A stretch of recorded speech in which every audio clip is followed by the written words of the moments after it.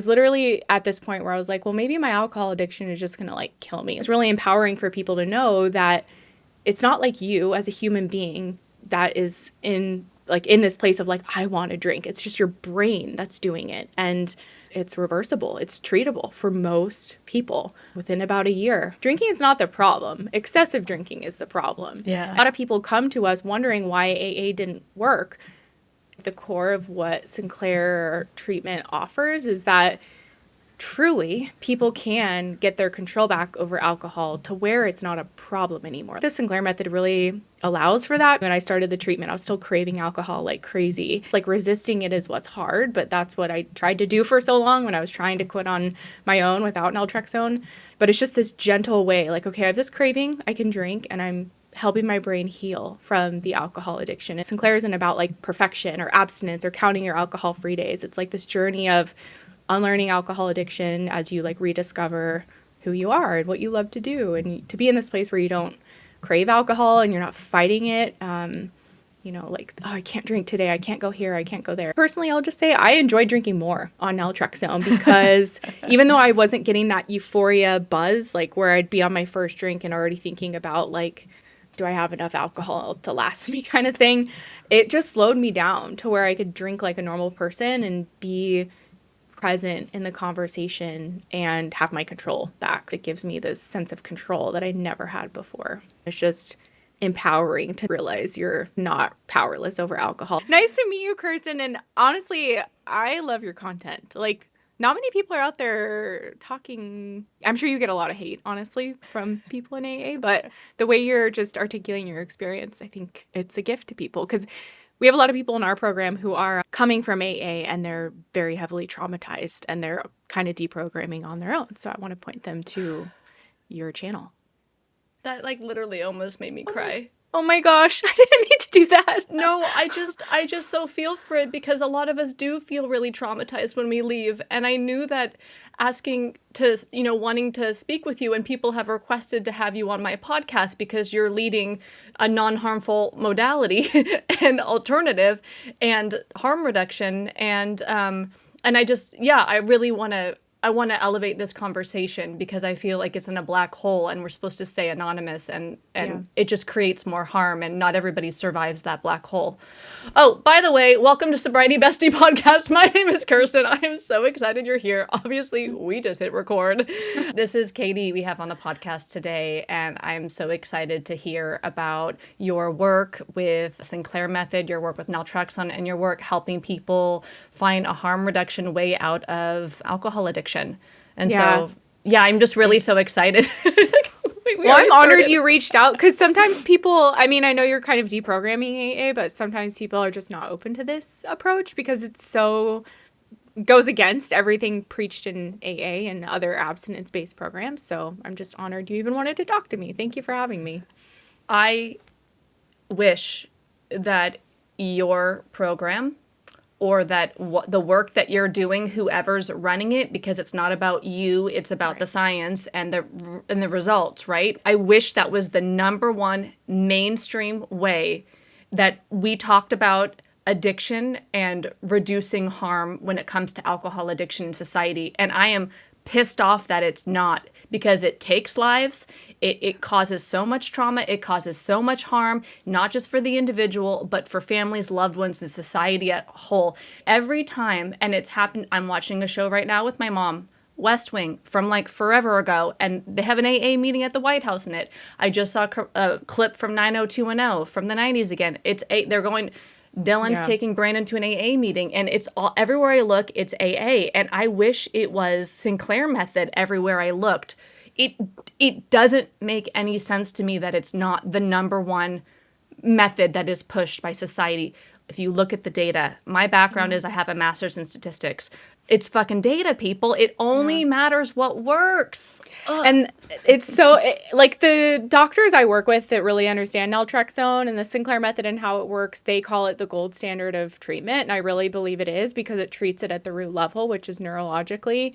And, like, I remember seeing a clip of yours that said something like one of the things you hated about AA was that it works if you work it. And to me, that's so...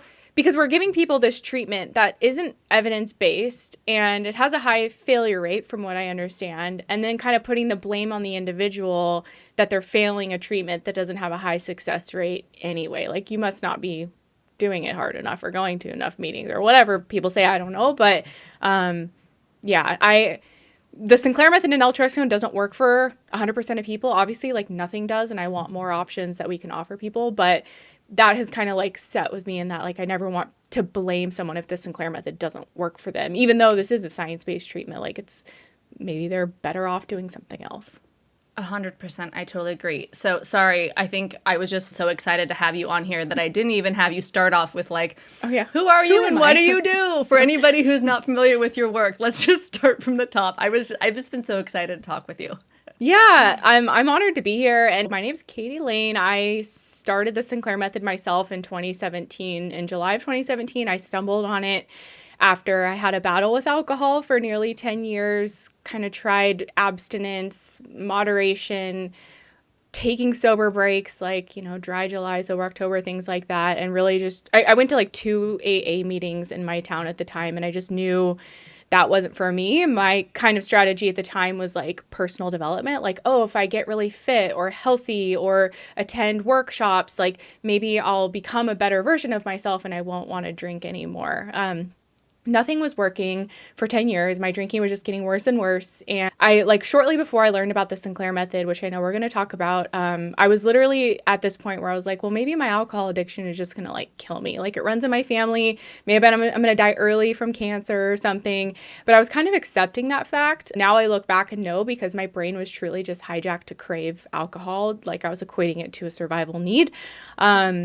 But then I was always doing online research and stumbled on the Sinclair method through a TEDx talk that's still out there today on YouTube. And it seemed too good to be true when I learned about it, because it's not an abstinence-based treatment. You can drink on it, but it helps you get your control back over alcohol because it works to address the neurological issue of alcohol addiction. So I learned about it. I wanted to get naltrexone because that's like the key to the treatment. And to my surprise, no doctors would prescribe it to me. I was like going to general doctors in my area, and all of them refused a prescription. They wanted me to go to AA rehab. Some of them said, well, maybe if you go to a 30-day rehab, we might consider prescribing it afterwards once you've like detoxed and gotten sober, which is totally opposite of what the Sinclair method is, because you start the medication while you're still drinking. Right. Eventually I got it. Why would you take a break from your life and spend all that money? Like, it doesn't even make any sense. Yeah. And I hear that from people a lot where they're like, I have 2 kids. I'm the provider. I can't go to rehab. Like, how is that even? And there's no guarantee. A study I saw a while back, it said that 80% or more of people relapse within 6 months of leaving treatment. So it's like you go there and you have a 20% chance of success or less. But this treatment, you start it while you're still drinking. I finally found a doctor that would prescribe it to me and knew about the treatment and gave me guidance for it. And the rest is history, as they say. It wasn't a quick fix, but like over time, like, I just feel like the addiction I had for 10 years was erased from my brain.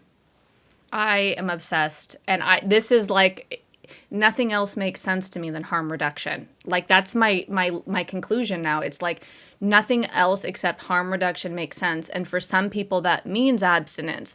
I heard you say in one of your videos that the results are progressive and gradual, and then you also talked about how your mental preoccupation with alcohol, the chatter slowed down. I watched one of your, like, maybe you were 6 months into Sinclair method. Oh, okay. And so I was like, what did she say back then? Oh, yeah.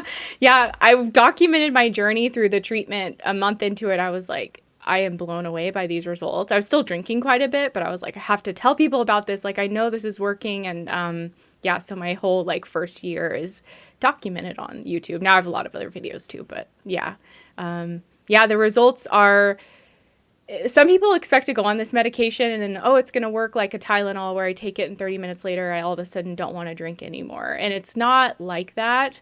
It takes months, many months. I typically tell people to give it a full year just so they have those expectations. You might get there faster, you might need longer, but typically over time, what's happening for people is as they continue taking the medication and drinking on it, which is the Sinclair method protocol, naltrexone is taken 1 hour before drinking, and the medicine is blunting some of the rewarding effects from alcohol. It doesn't totally eliminate it. That's like a common question I get. It's not like, oh, this is a terrible experience. It just makes it a little bit less exciting, is just a simple way I could put it.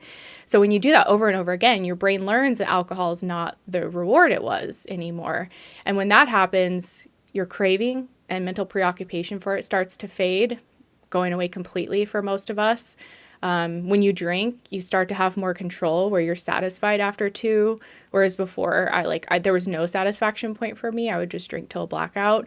And then I just started having more and more alcohol-free days because I didn't crave it as much anymore. So it was like, I don't feel like drinking today. And that just built and built over the year I was on the treatment.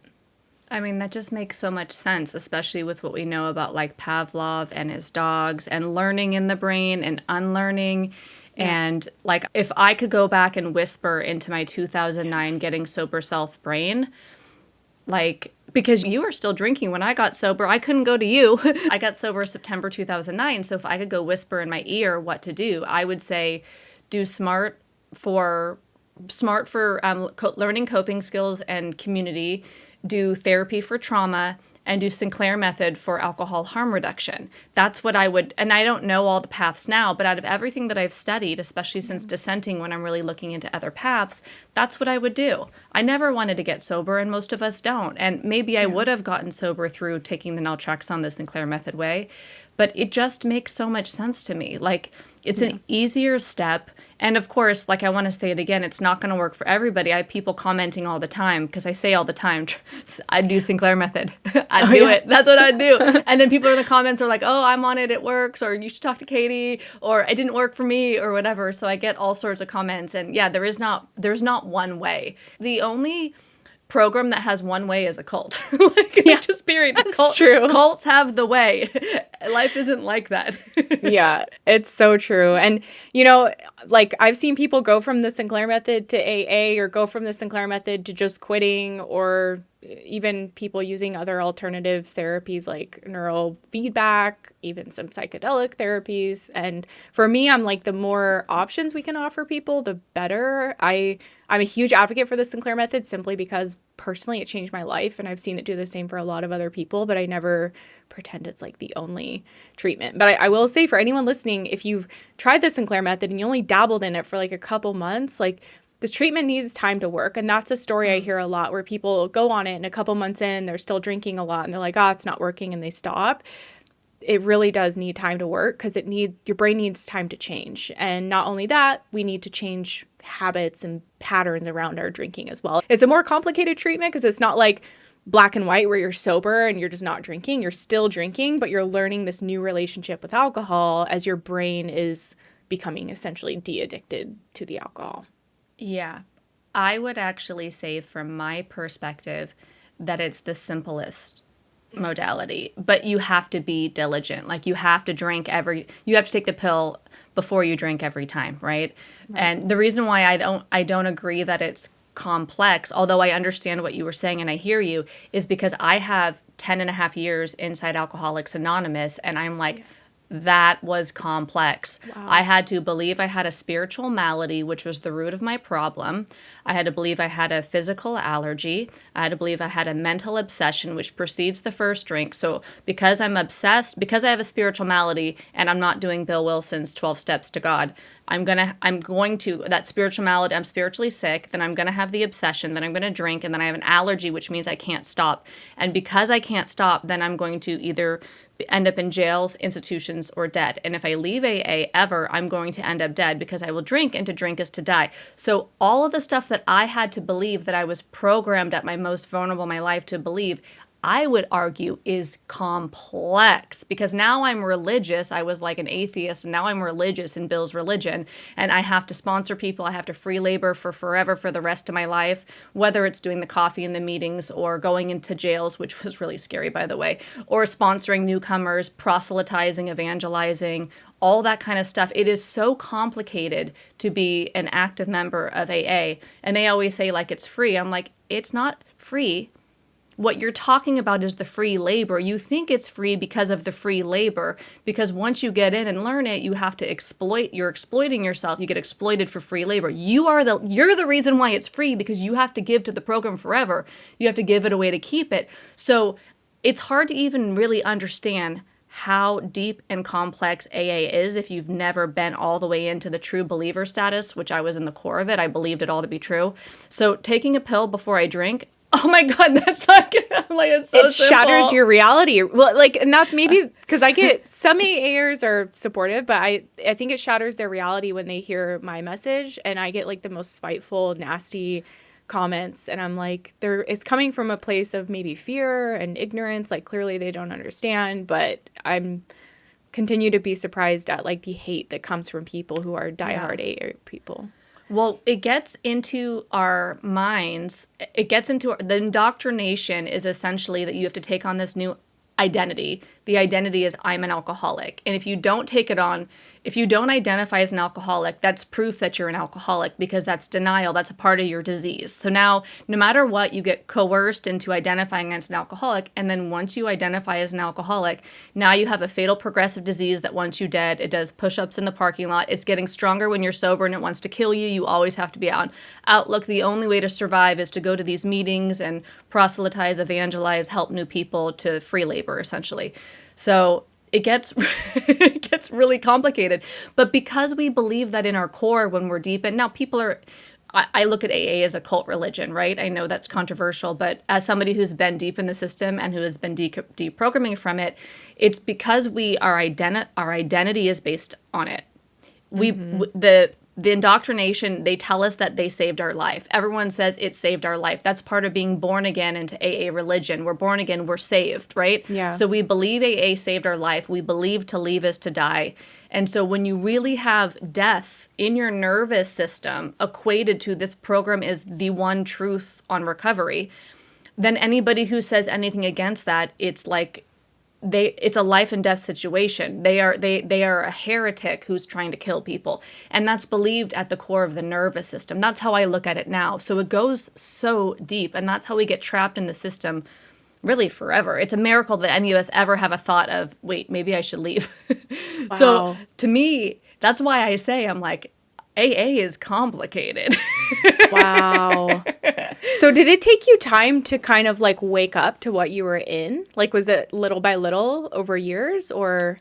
I had a moment, I left right when the pandemic started. I had a moment where everything kind of came to a head. It was kind of like a spiritual awakening, if you will, to use AA's language, where I remembered that Bill was a salesman, and I was starting to see some of the cracks in I was having cracks in the brainwashing.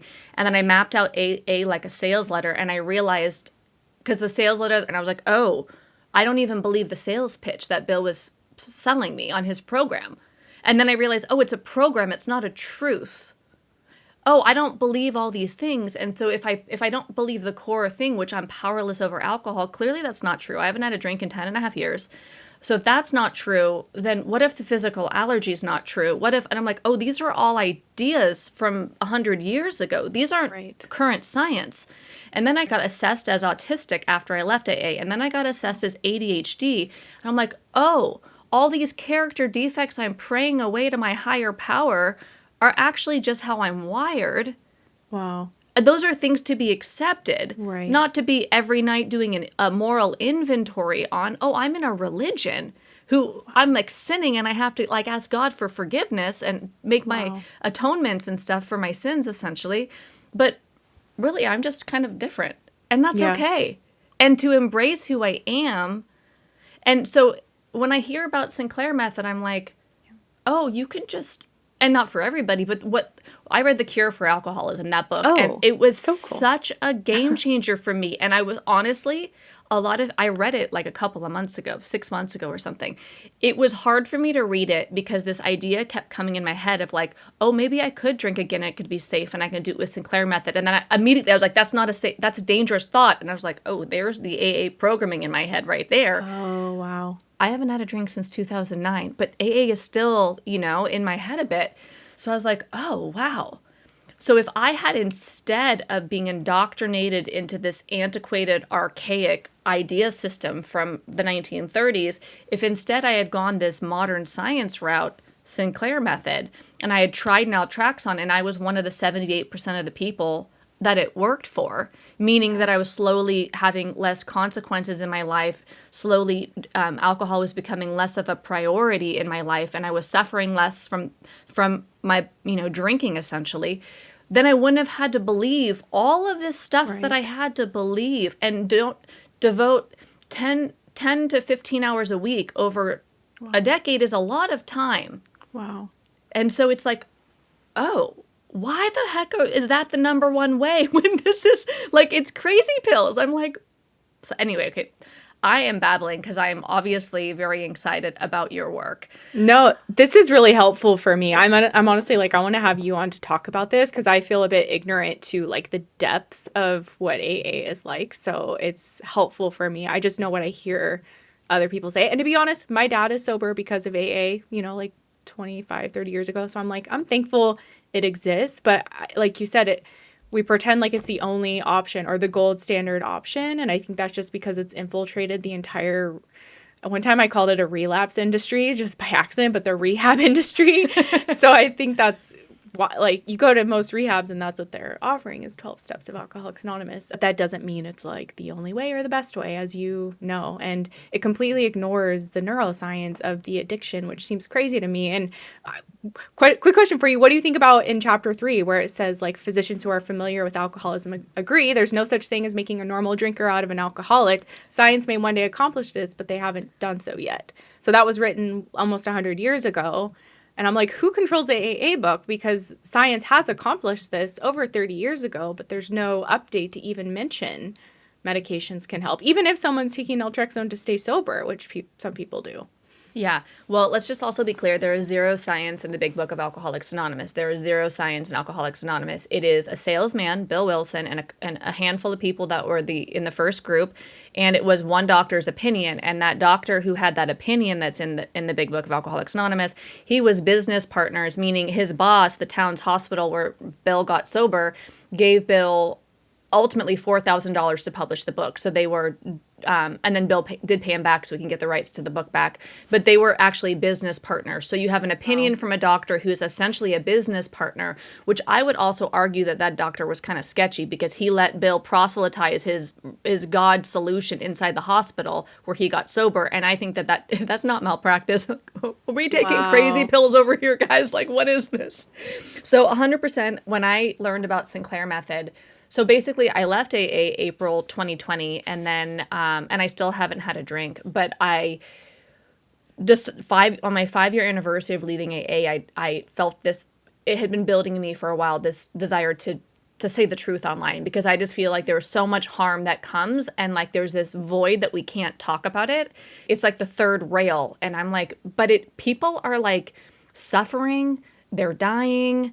They're getting traumatized. They're not getting well. They're staying sick because they're in a forever recovery model. I Right. call it. It's not being in recovery. It's in forevery, which I made up that word accidentally last week because it's a forever recovery model. And I'm like, that's just not how recovery works. Recovery means temporary, and Yeah. so I feel this strong desire to talk about it, right? And in talking about it, I learned about Sinclair method. I didn't dare look at these methods when I was in AA because they call Right. that outside literature. It's considered dangerous and harmful, and it gets locked It into our really is system. culty.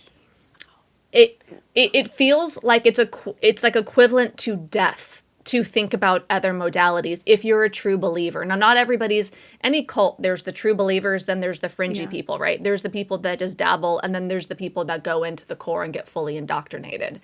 So, yeah, it would feel dangerous to somebody who's a true believer, likely to even consider that. Wow. 100%, 100% science has found a different way. Bill would have been stoked. Bill would have been your first customer. Wow. Bill wanted to drink on his deathbed, allegedly. Who knows if this is true? Because it's a great myth, right? We have to like be clear on what's myth, what's fact. Could be a myth, but allegedly Bill on his deathbed asked for a drink and they wouldn't give it to him. I'm like, Heard that assholes, give too. him a drink, man. I Like, know. why I not know. eat? Like, why not give him a drink? If someone's dying, just do whatever they want to do. Like, Yeah. whatever. I've heard that too. I've always wondered if that was true. There, I mean, I mean, maybe, Yeah. but also, well, maybe for a lot of reasons, but also that would be a good, like, thing to make up. You know what I mean? Yeah. Who knows? Yeah, that's true. I'm curious. So you said at the beginning that you knew a lot of that you've experienced or worked with a lot of people who have left AA and felt traumatized. I'm wondering if you could speak to some of that. And the reason why is because most of the people who are going to be listening to or watching this are going to actually be in that category where they have felt traumatized from Alcoholics Anonymous. And I don't mean from the individuals that they met there, like if they Yeah. had a, wonky sponsor or God forbid, we're 13th step. I mean, the fact that there's an institutional name for being sexually assaulted in a program should be a huge red flag. It's called the 13th step, right? But a lot of people are harmed from the actual ideology, like it works if you work it. So I would love it if you would speak to some of what you've experienced through your work. I mean, I'm working with someone right now who I talk to regularly, and just one of the things, he was in and out of AA, I think, for almost 20 years. He had like 12 years sober, and then he went back to drinking for a couple years and had a couple years sober, but like in total 20 years, and now he's doing the Sinclair method. But one of the things he shared with me is that he was one of those people that was like core and very much involved in AA, going to meetings every day, sponsoring people, all of that. And he said that every time he relapsed and would have to go back and basically be at day one again, just how punitive that made him feel. Like he knew the program in and out, knew everything about it, was like, I don't know if you could call him an expert on it, but he'd been very involved in AA for more than a decade. And to be treated like he's at the beginning and people kind of giving him sympathy in a way that just felt punitive, it eventually is what led him to the Sinclair method, because he kept returning to drinking again and then going back to AA, and he had just kind of had enough of like almost like pretending like he didn't have the wisdom and knowledge and experience that he had, and kind of the years and years he had of sobriety was taken from him. So that's one thing. And again, I don't have like lived experience with AA, but that is one for sure. The powerlessness over alcohol is another big one. And it's complicated because people come into the Sinclair method, they're drinking again. And so some people feel really guilty for that initially because they have been told over and over again that they're not allowed to drink. And this black and white view of you're either abstinent and in recovery and doing well, or you're drinking and in relapse and not doing well. So they kind of have to go through a process of unlearning that, like, Yeah. alcohol is the devil. And one of our psychologists in our program, simple thing she says, which I love, she's like, drinking is not the problem. Excessive drinking is the problem. Yeah. And I think that's like the core of what Sinclair treatment offers, is that truly people can get their control back over alcohol to where it's not a problem anymore. Like if someone wants to have a couple drinks a couple nights a week, why are we like telling them they're not allowed to because they're an alcoholic, especially if they have genuine control and they don't crave it and it's not from a compulsion. It's this place of empowerment over alcohol. That's something I say, like, through the Sinclair method, you're really empowered, as opposed to AA telling you you're powerless over alcohol. And for me personally, the powerlessness over alcohol, that was one thing of AA that just never made sense, because I was like, how could I be powerless over this like liquid substance? Like maybe eventually if I, really went into AA, I could like force myself to believe that, but it wasn't something that authentically made sense to me, where I think even before learning about the Sinclair method, I was like, there's got to be an answer out there. And when I found the Sinclair method, I was like, this is the thing I've been looking for. Yeah. I love that. Yeah, there's something called the minority of one. So when you walk into a room like a church basement of Alcoholics Anonymous and everybody is saying one thing and you're the newcomer who realizes it's kind of backwards or doesn't make sense, the tendency to conform when you're in like you're already emotionally vulnerable, you're in an emotionally intense situation, everybody is, all these intense emotional shares and they're all saying the same thing. Most of the time, most of the people conform to the group when they've done like psychological studies and stuff. So I've heard stories like that. It's very powerful, the group think. Yeah.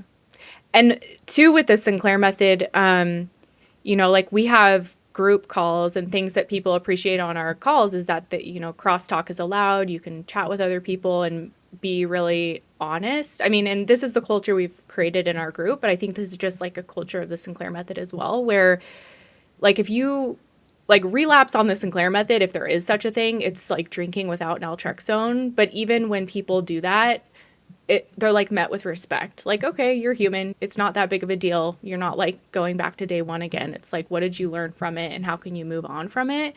And I think being able to provide that level of grace, like you mentioned, you went to AA when you were most vulnerable. Like, if you just love on people when they're in that place and you're not like pressuring them or condemning them and you're helping them see mistakes as learning opportunities, like I think the Sinclair method really allows for that, because I remember for me when I started the treatment, I was still craving alcohol like crazy. And being able to surrender to that craving and drink, knowing that I was healing my brain, was like the most incredible feeling ever, because surrendering to a craving is like the natural response. Like resisting it is what's hard, but that's what I tried to do for so long when I was trying to quit on my own without naltrexone. But it's just this gentle way, like, okay, I have this craving, I can drink, and I'm helping my brain heal from the alcohol addiction. And that like gentle way, it just does something to the person's mind, body, and soul. And one thing I'll share too is that we recently did a survey of people on the Sinclair method, just like a bunch of questions about their experience. And one thing, a trend that came back on the survey was some of the people who were newer on the treatment and still drinking a lot reported that their quality of life had improved substantially. So even though they were still drinking a lot, just by starting the treatment, seeing maybe their craving go down, their drinking go down a bit, and a lot of people just talk about having hope, like, oh my gosh, something like this even exists. That was just really eye-opening to me, because it's not about, Sinclair isn't about like perfection or abstinence or counting your alcohol-free days. It's like this journey of unlearning alcohol addiction as you like rediscover who you are and what you love to do. And, to be in this place where you don't crave alcohol and you're not fighting it, like, oh, I can't drink today, I can't go here, I can't go there. It's just none of that comes along with this treatment, which I think is a really beautiful part of it. Totally. So what are some of the, I guess the negatives, right? Because it all sounds so good. So I guess what are some of the, and I've seen some of your videos on this. I'm just saying, Yeah. what are some of the side effects or the complaints that people have for the people that do have something going on with naltrexone? And that's not everybody, right? But yeah.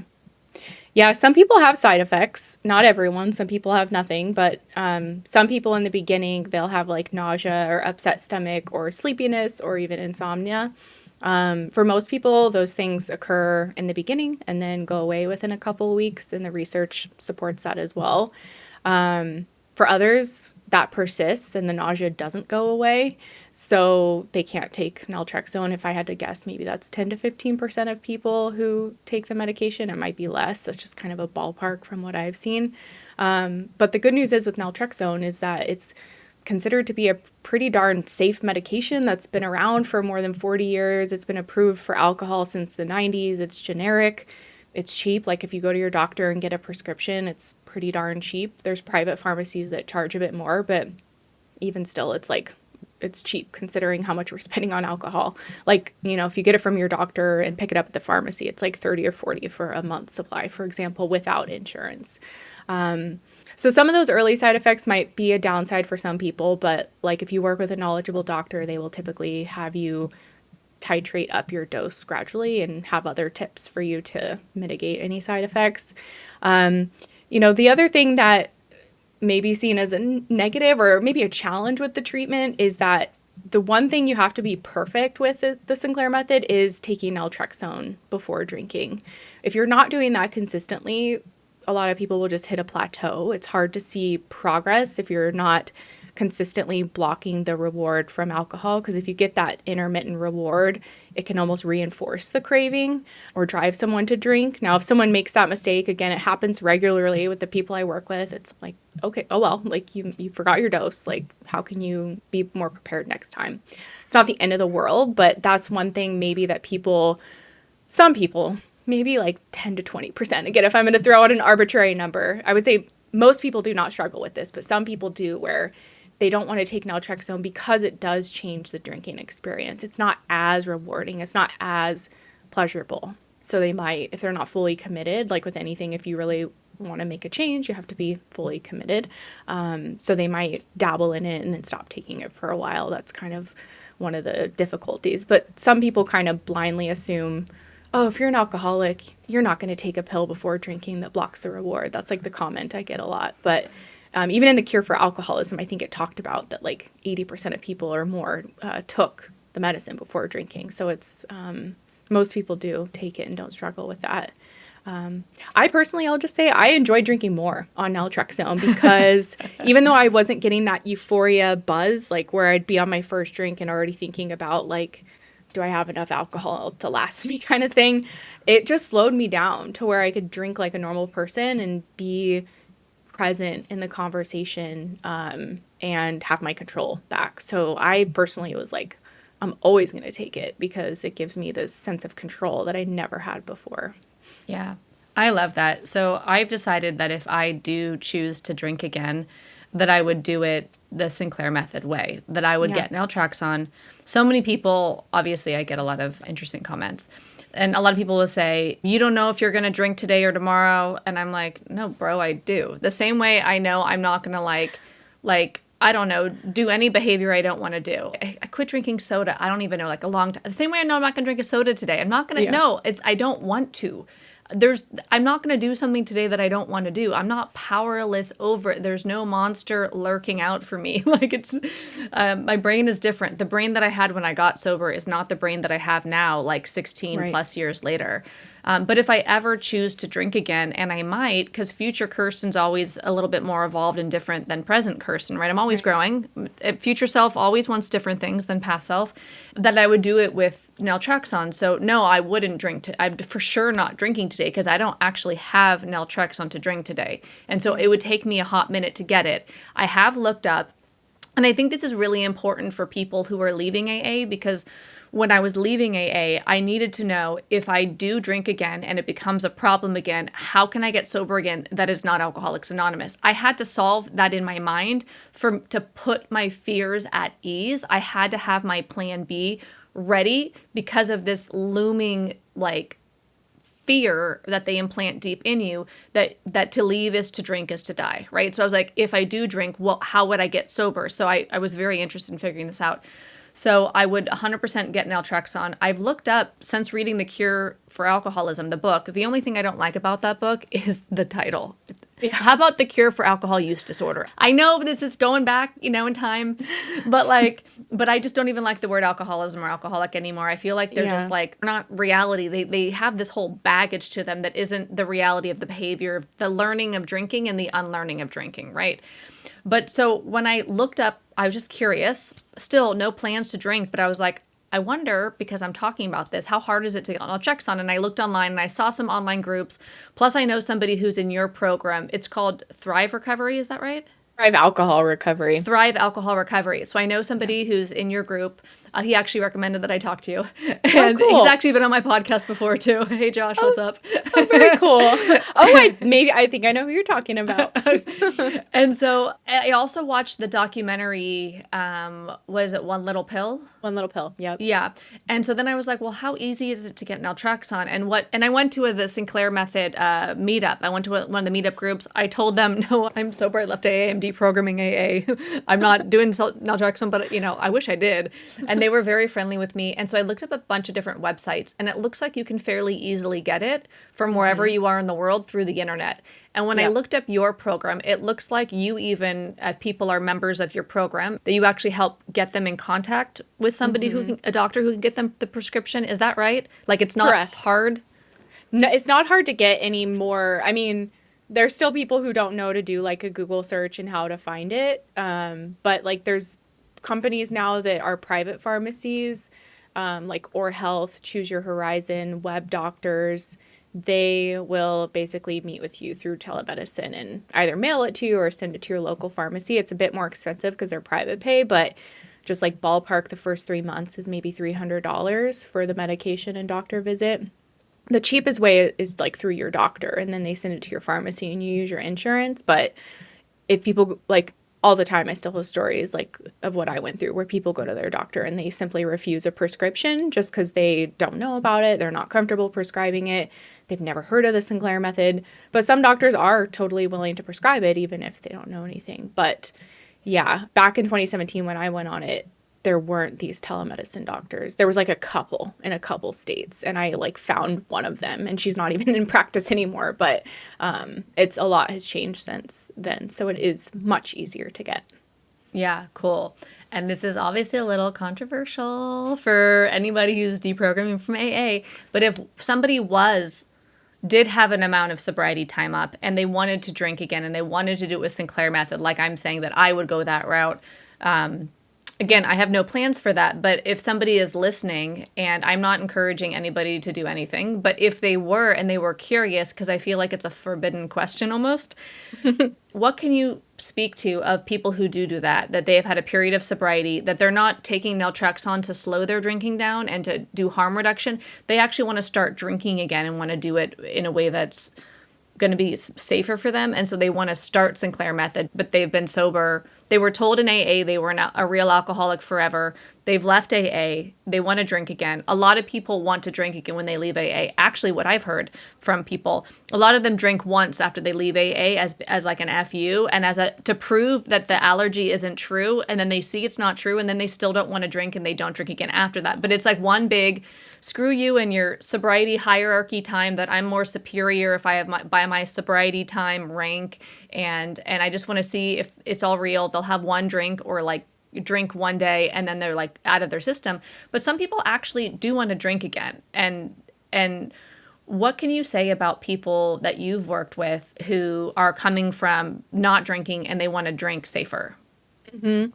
Yeah, and the one thing I always say too is like I'm never telling someone if they're doing well in their recovery. I'm not here to be like, you need to do the Sinclair method. Like that's kind of pushback I get. Like, so you're telling alcoholics in recovery. I also don't like that term at all, but that's the comment I get. So you're telling them to start drinking, and I would never do that. But people like you who are considering it, and others who are, you know, a couple years into AA and they're like, this isn't working. Like eventually I'm going to drink again. And I want to use Sinclair if I'm going to.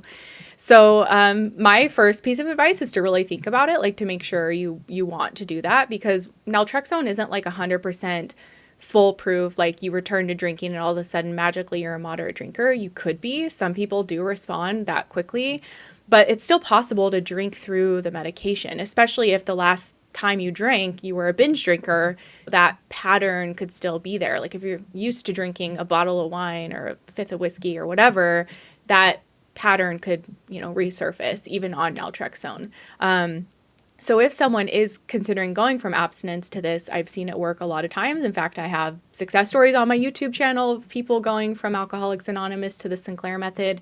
My piece of advice is to really view this not as just like drinking as usual, like I did before, but that this is like a safer way to drink. And it really is like a treatment protocol that helps you become more of a moderate drinker. So setting yourself up for success. If you get naltrexone, making sure you understand the dosing and how to start that so that you're not having side effects. And typically I encourage people the first few doses, take it at home, not like out socializing just in case you have side effects. Again, not everyone does, but some people do. It's just better to be home if you're queasy than out and about. Probably to not like have an unlimited supply of alcohol at home, like your first drinking session, to maybe have like a couple beers or like a small container of wine or something, or kind of have a plan just to limit yourself, just to dip your toe in the water. And also, you know, practical tips like having a meal, like eating a full meal before you start drinking. I know those of us who struggle with alcohol, we drink on an empty stomach for a reason. But that trick alone, like having food in your stomach when you use naltrexone, it just, because your body is absorbing the alcohol more slowly, it helps naltrexone work even better. I just see that all the time, including with me. I've seen it with a lot of other people as well. And you know, I think not like fully expecting naltrexone's going to do everything. Like the longer you're on the medicine, the better it works for most people. And the first time someone takes it, they might be able to effortlessly drink in moderation, no problem, especially if there's been so many years that someone hasn't drank. but not to assume that the medication is going to be like 100% foolproof, especially the first few times you take it, to have a level of like awareness and thoughtfulness around your drinking. And maybe, one of the things like a mantra I adapted on my own TSM journey, because part of this changing our relationship with alcohol, a lot of people report drinking out of habit. Like the desire isn't there, but we're drinking like more than we want to anyway because we were just used to that. Kind of like how you can eat a bucket of ice cream even if you're not hungry, but you're kind of mindlessly doing it. So having a level of mindfulness around your drinking, and the mantra I use is like, what would a normal drinker do? A normal drinker would probably not like isolate with a bottle of whiskey at home alone with all the blinds closed. A normal drinker would probably like have a glass of wine with their dinner with friends and socialize and sip on it and savor it and enjoy it, or have a couple beers during a ball game and not chugging it, but really enjoying it. So having that frame of mind that naltrexone's really powerful, and what it's going to do is protect the brain from, if the brain is still wired to crave alcohol, depending, how advanced someone is into their recovery, naltrexone is going to help the brain heal from alcohol use disorder over time. And that's huge. Like that's the key to healing for a lot of people, but to also approach it with, a level of mindfulness around the drinking, trying to ask yourself what a normal drinker would do. And yeah, don't expect the pill to do everything, but like the longer you're on it, like, yeah, the better it works. Like when I first started the treatment, I could still drink a lot, like get drunk. But I no longer blacked out from the first time I took the medication. Like I never blacked out again, which was huge for me because I was blacking out a lot. Then as I progressed, like 9 months in, I was literally drinking like a glass of wine once a month. And I would just have this solid off switch to where I couldn't, like the thought of another one was repulsive to me. But it took me 9 months to get to that point. So if someone's using this treatment, there may be ups and downs. There's a story on my YouTube. His name's David, and he came from Alcoholics Anonymous to TSM. He had 2 years in AA. It wasn't working, and he was really trying. And he started the Sinclair method. And part of his story is like, oh no, what did I do? Because his drinking was heavy in the beginning, but as he continued through the treatment, it got better and better. I'm actually still in touch with him today, and he drinks like on occasion, but doesn't have any issue with it and continues with Sinclair method. But yeah, I hope that answered your question. Yeah. I mean, I kind of think about it when you were saying that. It's like we don't go to the gym and expect to be buff in one go, right? It takes time to build up something. Or even the metaphor that came to my mind is that like when I was first starting to do yoga like a long time ago, my feet were not flat on the ground in down dog. It took like a year for my heels to drop down and have my heels drop down. And then if I consistently go to yoga, I consistently have flat feet in down dog, right? But if I don't go to yoga for whatever reason for months and months and months at a time, and then I go back, my feet aren't dropped again. I've lost some of that stretch in my fascia, in my muscles, in my body. But then I can more quickly through repetition come back to that. So anything with the body is use it or lose it, or it's building up. It's literally rewiring our brain. And that is not a quick fix like a Tylenol, like you said. I love that as an analogy. And so it becomes like a patience game. It becomes like a maturity thing, even, it sounds like. It's not about a quick fix. It's about I'm building something. And the reason why I wish I had done Sinclair method instead of AA, one of them is so that I would have unlearned the alcohol addiction in my brain so that it wouldn't currently be there now. If I was still sober, right, I wouldn't have that path there in my brain. It would have already been unlearned, unhooked. Just like when Pavlov stops pairing the food with the bell, the dog unlearns that the bell means food eventually because it's no longer associated. So I wish my brain had unlearned the alcohol addiction when I was harm reducing and working my way into sobriety, right?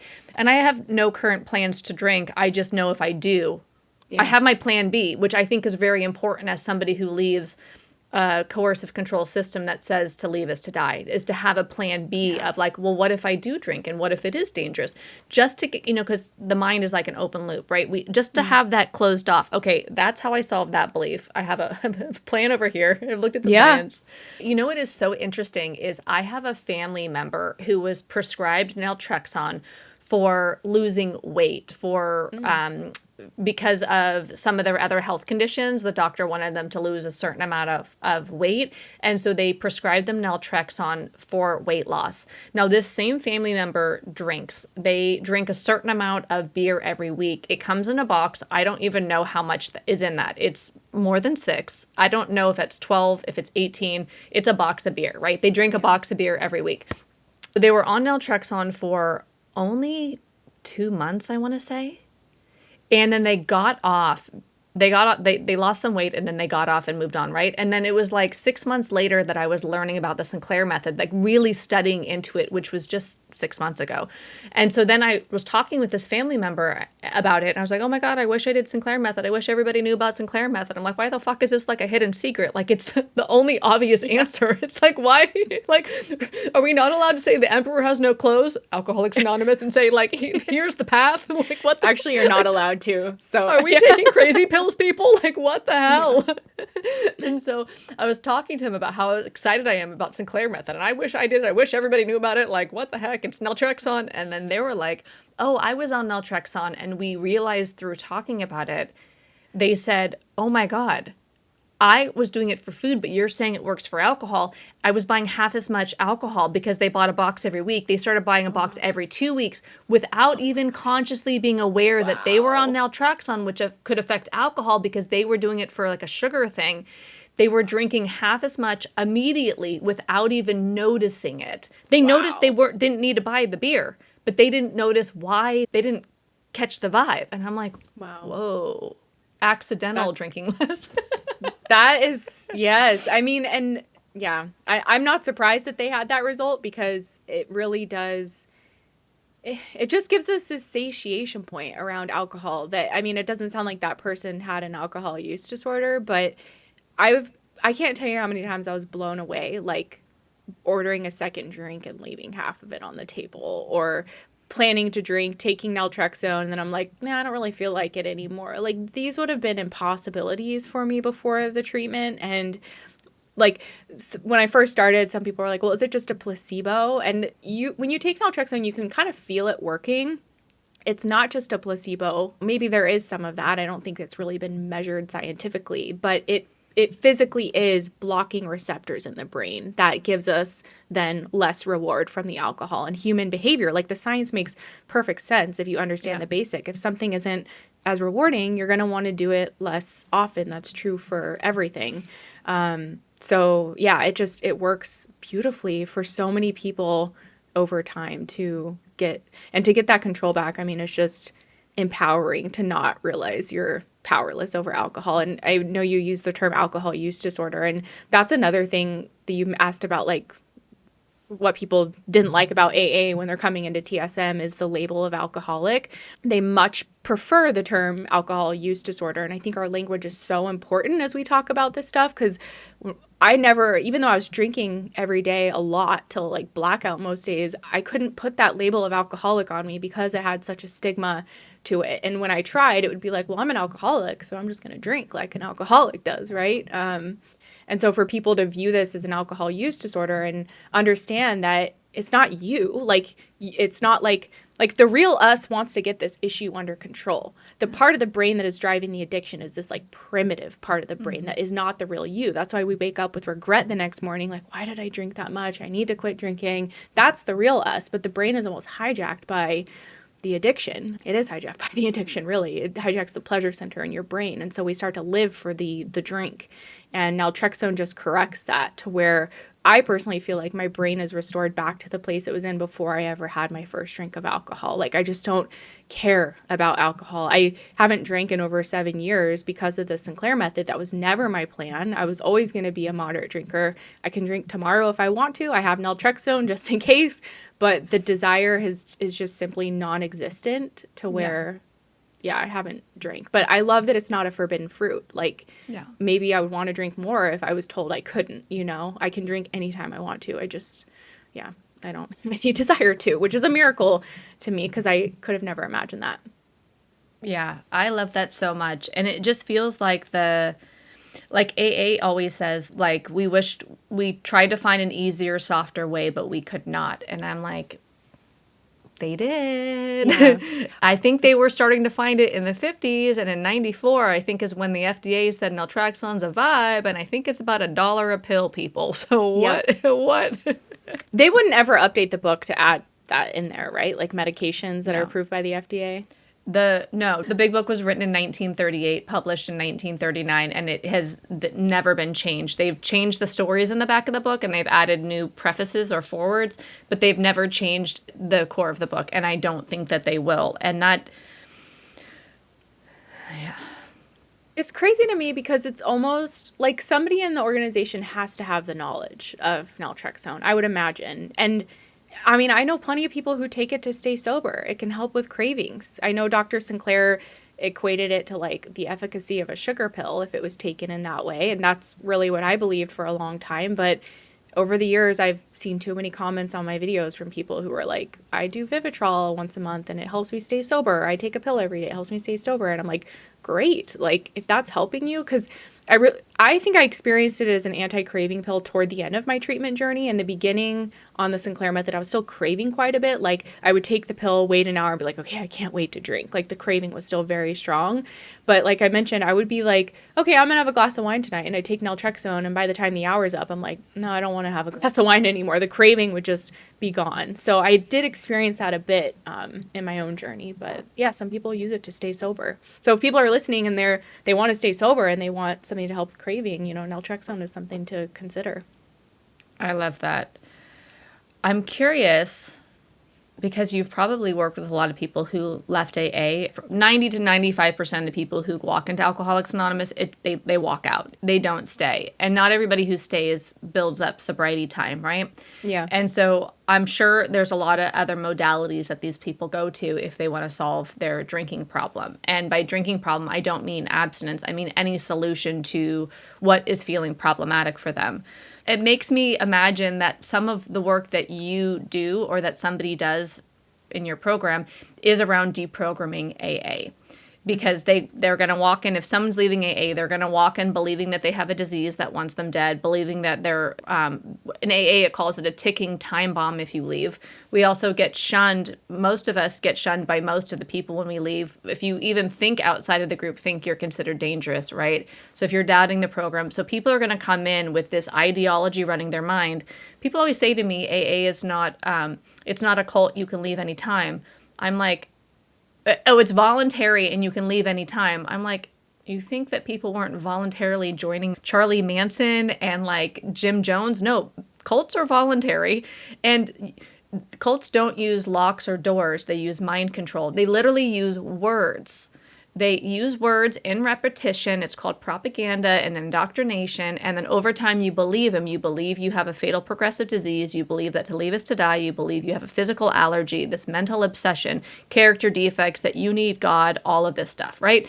So if someone's leaving AA, you walk out of AA, but that's still in your mind. So I imagine a lot of the people, some of the people that come to your work, they have this script, this program running in their mind that's not based on modern science or reality. Yeah, there must be like a unlearning, or I'd call it deprogramming process, to be like, here's the science. So what is that process like? Yeah. Can you walk us through what you would do with a heavily indoctrinated person from AA who wants to try a new path? Yeah. Well, and everyone's so different. And of course, like how long someone has been in AA, some people have positive experiences in AA, they like, I think it depends on the group and the location and the people and the personalities and stuff. And so not everyone is as traumatized, but I do hear a lot. Like the things I hear from people is, number one, like AA is more, like I said, like it's black and white. You're either in recovery, not drinking. And so people transitioning to TSM and drinking, they feel a lot of guilt around drinking, probably because the brainwashing that you've talked about, where it's like alcohol is the worst thing you can do and you're going to die, basically. And to your point about them being brainwashed through words, like we try to educate people the facts based on neuroscience of, I never understood with AA calling it an allergy. I'm like, does that make sense? Like, that's not really, I don't know. That's something that I just never understood. So I think what they're referring to is that when you have a drink or a certain amount of drinks, that you can no longer control how many you have. occasionally you'll drink more. You have a physical allergy that makes you unable to stop. That's what they mean. And what that is like what the brain has changed, basically. And so when people can understand that alcohol use disorder, and this is what I love about David Sinclair's work. First of all, David Sinclair discovered the alcohol deprivation effect, which is something that's been since researched and proven, which essentially shows that when someone's addicted to alcohol and they quit drinking, their brain is so used to getting the endorphin reward from it that when it doesn't have it anymore, it feels deprived of it. And when we're deprived of anything, it kicks up the craving for it. And then when we eventually return to it, we end up binge drinking. Just like if you haven't had water in 2 days, you're like, where can I get some water? And when you finally drink, you like chug it. So that's what happens with alcohol. And so a lot of people come to us wondering why AA didn't work, because they keep returning to drinking again, and they're made to feel like they're not doing the program well enough, or they don't understand, or that they're not working hard enough, when really their brain is in the deprivation of the alcohol, and they keep doing what the brain is designed to do, which is seek out the alcohol because it's learned the alcohol use disorder. So for people to understand, for me, that was like an eye-opening moment. Like, oh, it's not just me. I'm not just a weak-willed person. Like, my brain is wired to crave alcohol, and that's what it naturally does when I stop drinking because my brain is addicted to it. So that's kind of like step one. And then for people to understand that alcohol use disorder truly is a learned behavior, and that's what David Sinclair showed in his research, and other people agree with that. I think there's still a debate, is it a disease or a learned behavior? But if you never touch alcohol, even if you have alcoholism in your family, you're never going to learn it. And if you drink once a week and have one drink, you're probably never going to learn an alcohol use disorder, but you learn it by repeatedly doing it, especially to excess, because you're giving your brain all this pleasure, and your brain loves pleasure, it remembers it, and it seeks it out. So we learn this disorder over time. And now we know about neuroplasticity. We didn't know about that when AA was developed. We thought the brain was permanent and fixed. So with neuroplasticity, when you've learned alcohol use disorder, the Sinclair method proves that you can unlearn it. You can reverse it because your brain isn't getting the same reward anymore. So for people, like when they come to our program, we help them get out of the black and white thinking of like, you're either, an alcoholic and drinking, or you're sober and you're doing well. And that takes time for them to accept the fact that drinking is part of the protocol. And it seems crazy on its surface. But when you understand the basic science that like by drinking, by doing this behavior and not getting the same reward, my brain is going to unlearn it. And then also the alcohol deprivation effect is like a really eye-opening thing for a lot of people because they feel like failures because they can't stay sober. They can't white knuckle it. And most people can't because when our brain gets hijacked by the addiction, we're equating alcohol to a survival need. So we will throw away our career, our family, our health, our relationships to get the drink. And like I talked about earlier, I was like surrendering to the fact that I'd get cancer and die young from my drinking because I had to drink. It becomes this overwhelming urge. And again, that's all due to the brain changes. So I think it's really empowering for people to know that it's not like you as a human being that is in this place of like, I want to drink. It's just your brain that's doing it. And it's reversible. It's treatable for most people within about a year. Most people, and I have so many success stories on my YouTube channel. You can hear from all types of drinkers. And something really cool about this treatment as well is that people decide the relationship with alcohol they want to have, whether they want to drink on holidays or on weekends or a few days a week. And it evolves over time. Like initially people will have goals like, I don't want to black out anymore. I don't want to be hungover. I only want to drink a bottle of wine. The goals kind of progress as people are on the treatment and they evolve as well. Like I never intended to quit drinking, but that's just kind of what happened. I tell people I would forget to drink literally. I'd be like, oh, it's been a month since I drank. Okay. Which is like totally opposite of me, like counting the sober days and just like, okay, don't drink today, that kind of thing. 100%. So yeah. Yeah, I love that. It's just so powerful. And I it's empowering is what it is. Is that you get to choose. And I am all about conscious choice, right? We always joke like team freedom. So it's like there's such freedom in being able to choose. That to me, that's what it is. And so if you're choosing what you want your relationship with alcohol to be like, you're choosing your alcohol goals, whether it's sobriety or abstinence or not, choosing a recovery path. The biggest thing is like, so I was in AA for 10 and a half years and I've been out for 5.5 years. I am still currently actively deprogramming and trying to get that system out of my mind. Some cult recovery specialists say it can take 10 years to recover from a cult. And so people always push back when I say, well, not the people who can see what I see, but the people who are likely in the system still. They push back when I call it a cult, but I think it's very important to understand what the cult indoctrination's process look like and the path out cult recovery, because it gives us a path out of it. And the more that I do the deprogramming work, like I just keep opening up to more things that I had to believe and ways that my brain was wired to go into the group think, which I feel is very disabling. And I don't want to have to learn a cult religion when I just want to be harmed less by my drinking, that I am then going to have to unlearn. So I am in my Sinclair method from AA. I am unlearning AA right now, which means it's going to take a while. I got to change my brain. And there's not a roadmap. Nobody will even address that it even is a harmful cult religion. So it's like I have to do all this research so that I can clear my own head from it. And it's like I keep getting free. So I really actually like the deprogramming journey because I keep waking up to more pockets of freedom and stuff. But I would rather never have gone into the mind control in the first place.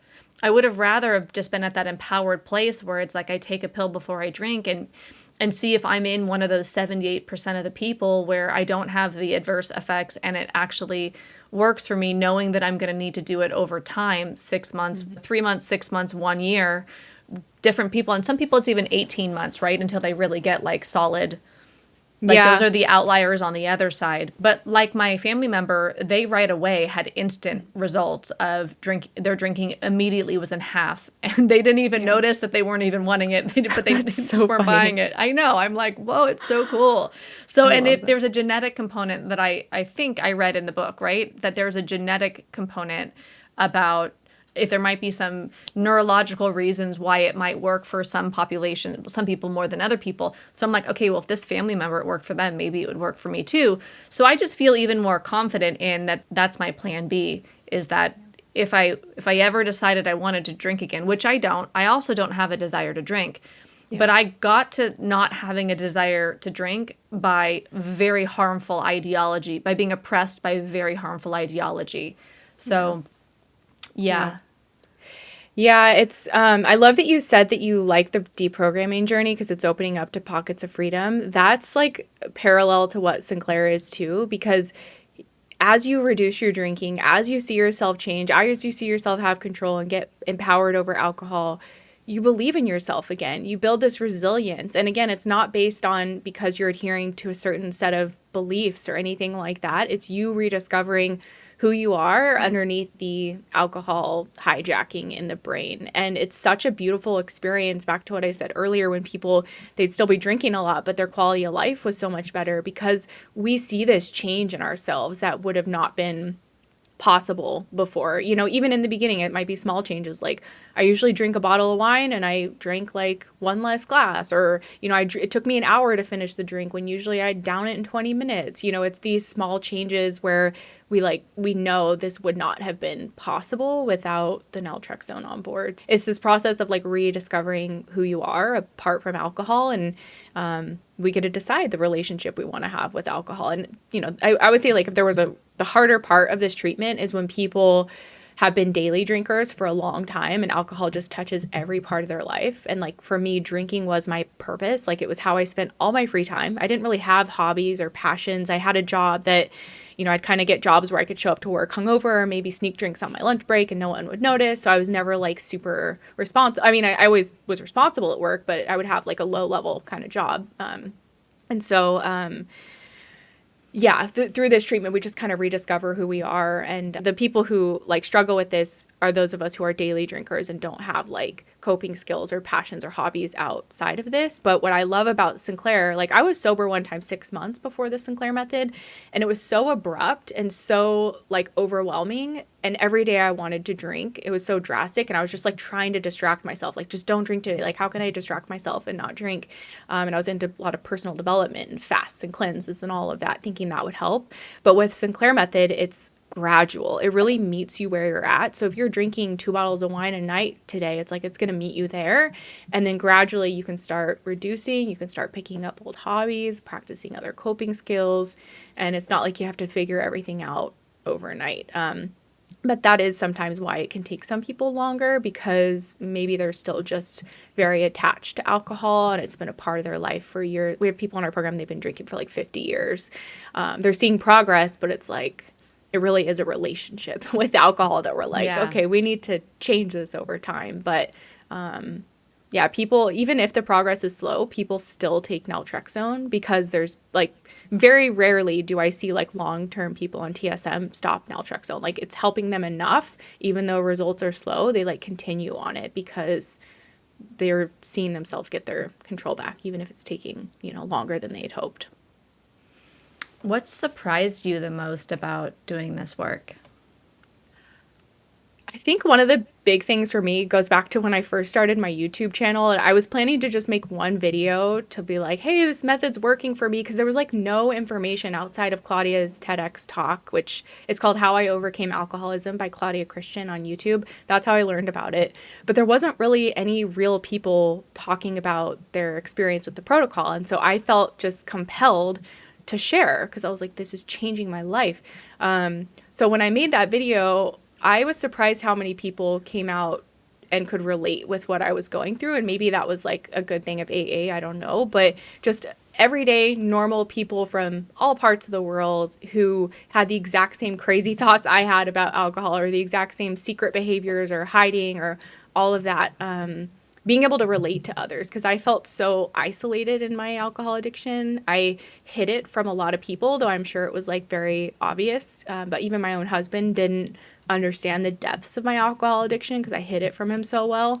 But just understanding that like so many amazing, successful, wonderful people struggle with this. And I think as a society, we kind of view it as like the person under the bridge who's homeless and drinking out of a brown paper bag. And really, I think the people I've worked with, like 99.9% of them, if you look at them, you would never know that they struggle with alcohol.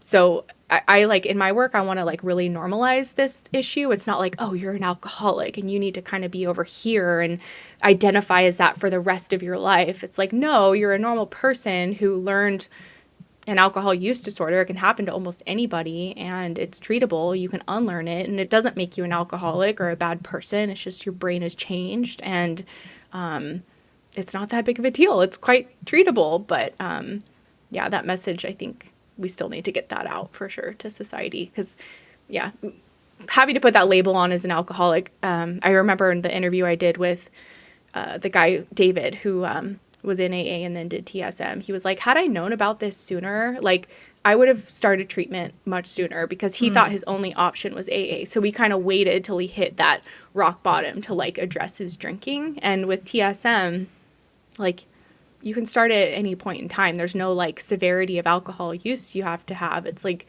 do you feel like you're a little like drinking too much or a little out of control? You can start the Sinclair method. And yeah, so for people to know that it's not like a terrible condition. It can happen to almost anybody.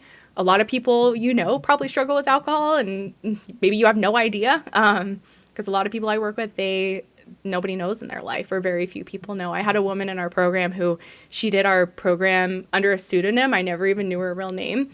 But she did it and was in the program for a year, got better and like moved on with her life. She never even told her own husband that she did the treatment. She just did it secretly and, he didn't notice, I guess, that she was like drinking a lot less, but just that's a kind of a cool thing about the protocol too. It's not like you have to go to a room and announce yourself and go to rehab or go to meetings. It's like you can truly do it discreetly from home and nobody has to know about it. I love that so much. Yeah. If people want to find out more about your work and what you offer, where can they go and what will they find? Yeah. So my website, thrivealcoholrecovery.com. And then I'm on social media as well, TikTok, YouTube, Instagram, Twitter, and maybe a couple others. I have a lot of free resources on my website. Like there's a 15-minute course that answers, is the Sinclair method right for me? And it kind of talks about who it's for, who it's not for. the ideal candidate, what to expect with it. I have a lot of other free resources as well, a blog, and then our program as well. You just join directly from the website. And then on the socials, I'm always putting out videos like with interviews I've done or just educational clips or answering people's questions. And we do free Q&A sessions a couple times a month, usually as well, on YouTube and other socials where people can join and just ask questions about the Sinclair method and, anything related to that. That's awesome. If you are not currently satisfied with the mainstream recovery narrative, how would you change it and why? Oh, goodness, that's a good question. I think one of the big, I just think of a video I did, and I call myself a former alcoholic. I don't love the term alcoholic, but sometimes I'll use that term because it really feels like a former self. I don't currently identify as an alcoholic because I'm healed and I'm moved on with my life. And just how many people attacked me for that and were mad. They're like, you're always going to be an alcoholic. So I think for us to realize and normalize that alcohol use disorder, and people hate that term too. Maybe you get hate for that. They're like, who are you, Webster's Dictionary? I'm like, it's actually literally in Webster's Dictionary. I made a video one time responding to that. I'm like, I didn't make this term up. But to normalize problems with alcohol, because most people I work with, and of course, there's always the severe cases, and I've encountered those as well, but the majority of people who are struggling are just normal people who drink way too much, and for us to not view it as such a black and white issue, you're either an alcoholic and you're forever going to be one or you're not. I think realizing it's anybody can gain weight, and it just shows that maybe we've been eating too much, and you can lose the weight, just change some habits and behaviors.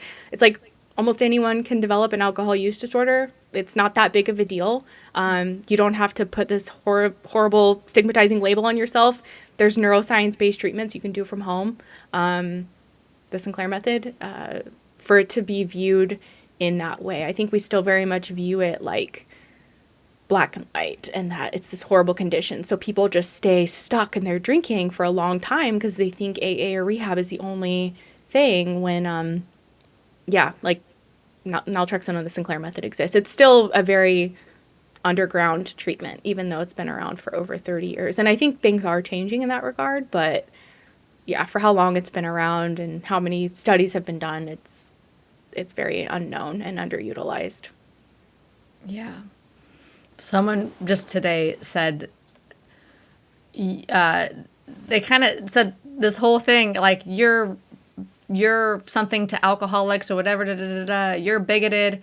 And I was just alcohol use disorder is about a pattern of behavior of drinking that can affect anyone. I don't believe in this other person you're talking. I can't, in my mind, I'm not bigoted towards something that doesn't exist. It doesn't exist. That's what I'm saying. It's not it's not like there's in AA, it's there's the alcoholics and there's the normies, right? That's the us versus them. That's very common in high control systems. And so I'm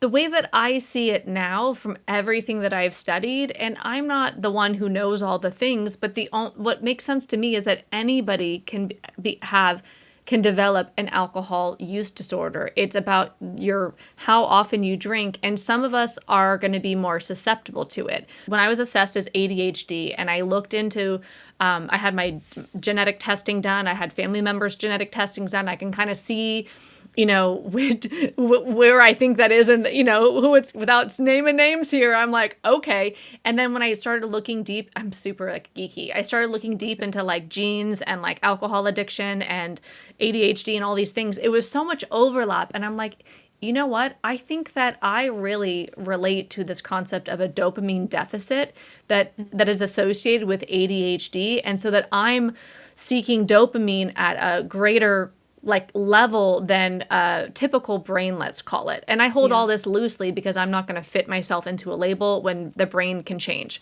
Yeah. And so, so I am more prone to maybe, and alcohol addiction than somebody who has different levels of natural dopamine. I get that, but that doesn't mean underneath it all I'm this ism, this monster's there that's lurking. It's like, no. So I can optimize my brain. And so I've looked at nutrition, I've looked at biohacking, I've looked at ways to optimize myself and to heal myself. I've looked at detoxification. I mean, these are things that I actively do, right? Yeah. So that I want my brain to work better and function better. So I'm going to focus on doing things that are going to make my neurology thrive, just in general. And so that 100%. I read that if you have ADHD, you are 6 times more likely to have alcohol use disorder, that there's an overlap there. And I think a lot of what's happening in the rooms of Alcoholics Anonymous is people are undiagnosed ADD, ADHD, autism, all undiagnosed things. But it's all called alcoholism. So we really identify as these things. And then I'm hearing speakers get up and talk who are probably autistic and ADHD like me and are talking about what their neurology is like, and they're calling it all alcoholism. So I'm identifying, but it's not what they're calling it. So it gets really confusing. And so I love looking at the modern neuroscience. Literally nothing else makes sense to me than what are we finding today? Okay. And Sinclair method isn't even like modern. It's been around for decades. Yeah. 94 was a hot minute ago. There's people using Sinclair method that weren't even born yet then. It's like older than them. And so I'm like, okay, so when we look at modern understanding of the brain, and to me, the only thing that makes sense, and I love that thrive is like one of the words that you you made your business around, because that's the only thing that makes sense is how can I thrive? But in order to thrive, I need to understand myself, and to understand what's happening with my brain, I have to understand the brain. Yeah. And the science is clear, and it changes and it evolves, and we'll know more later. But it's so simple. The brain learns and it can unlearn. Mm-hmm. Eventually, when you stop associating the things together, Pavlov rings the bell, but there's no food, there's no saliva. Just like eventually, if you pair naltrexone with drinking, there's no reward. So eventually you unlearn it. Yeah. Like nothing else makes sense to me. Yeah. No, and it's not hard to understand. Anybody can understand it. Like, of course, you can get nerdy and super deep into the neuroscience of it, which, like, I don't even fully comprehend at all, like, all of the different pleasure centers or receptors in the brain. But for people to understand, just like you said, that basic principle that if your brain isn't getting the same level of reward, you can unlearn it. And yes, it can happen to anyone through repetition of drinking. I have alcohol addiction in my family as well, and so I was more probably prone to developing it, but others who maybe didn't like drinking when they first started, because quote unquote normal drinkers, when they drink, they have a couple drinks and they get sleepy. They don't have motivation to keep going. They're like, no, I'm good. And that's really what naltrexone does to us over time. You have a couple drinks and you're like, nah, I don't want another one. There's no motivation to keep going. That's the gift of naltrexone. It just turns you into a normal drinker over time. But even normal drinkers who have that tendency in the beginning, they can still learn it at any point in their life. And I hear this all the time from people. Like, I didn't really care about drinking. I was having kids, I was working, I was doing all this, but then I hit retirement and I started drinking more. And before I knew it, it was like out of hand, or all kinds of different stories like that. They go through something stressful, or they're just socializing more because they have more free time. Like people during COVID, a lot of people started drinking a lot more because they were working from home. They could start earlier.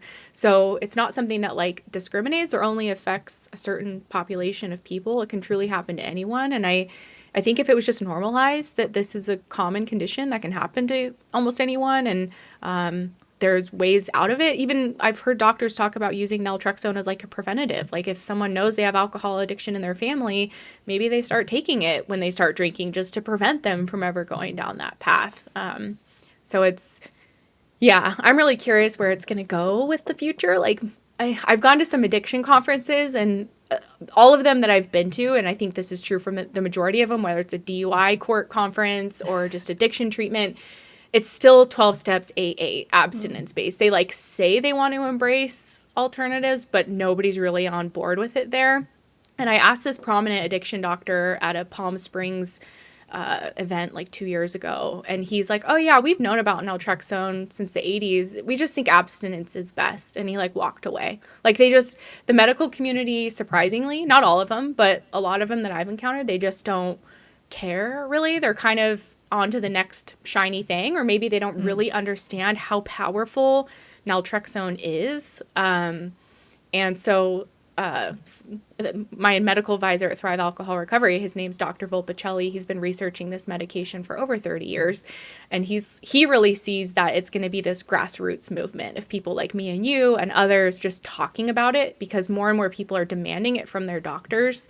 And maybe that's what's going to be the tipping point for it, because the medical profession, it's very much still set up as 12-step abstinence based. They're not set up for harm reduction really at all. That's still very much frowned upon. And maybe doctors are just too busy, or they don't.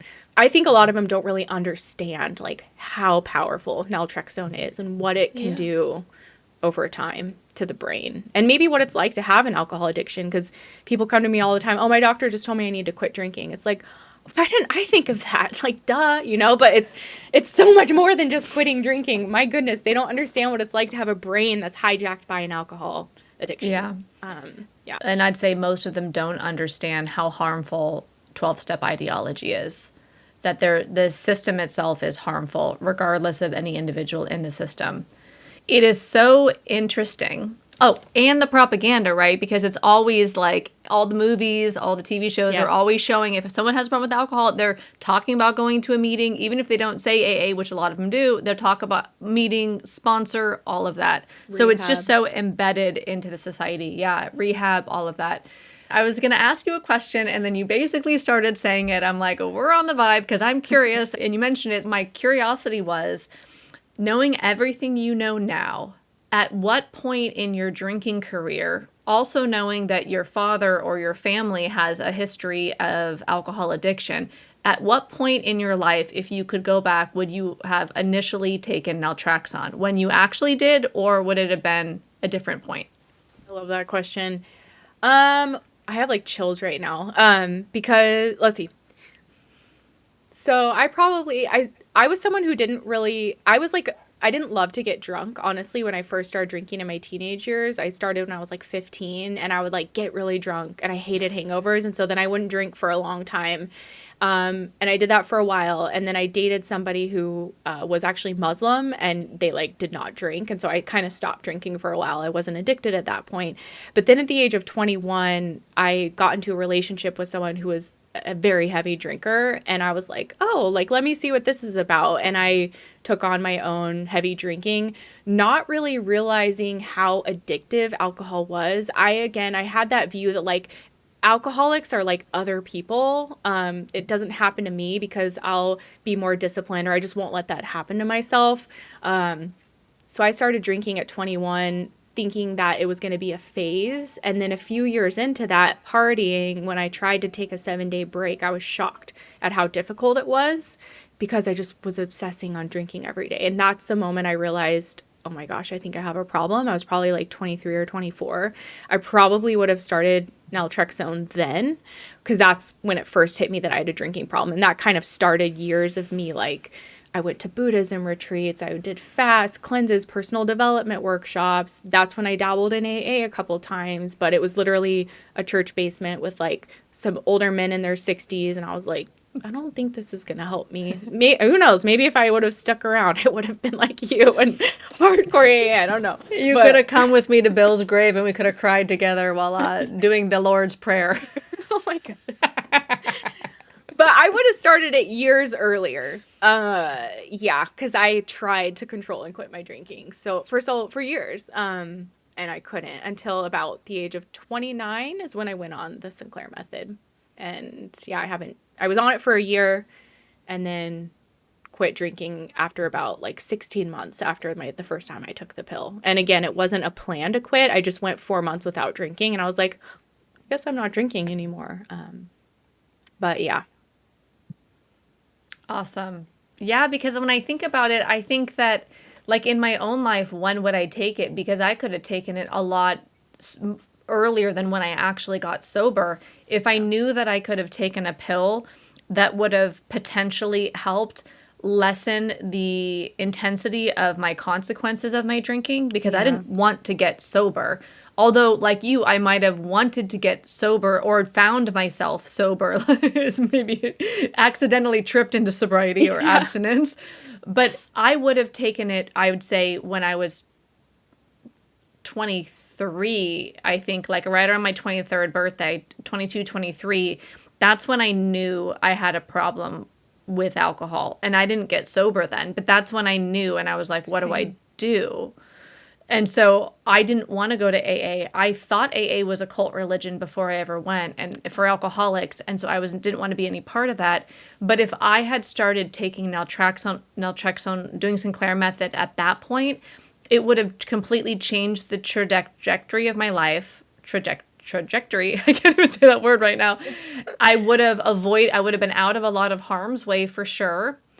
There would have been some traumas that I probably wouldn't have been in because I wouldn't have been that drunk in those places. Not that it was my fault, but you know what I mean. Yeah. I would have needed less therapy. I would have been on with my life quicker. I would have not have to gone to AA at all. I would have not had to spend tens of thousands of dollars on rehab. Right. And it would have just been this gradual like aging out starting at when I actually needed it.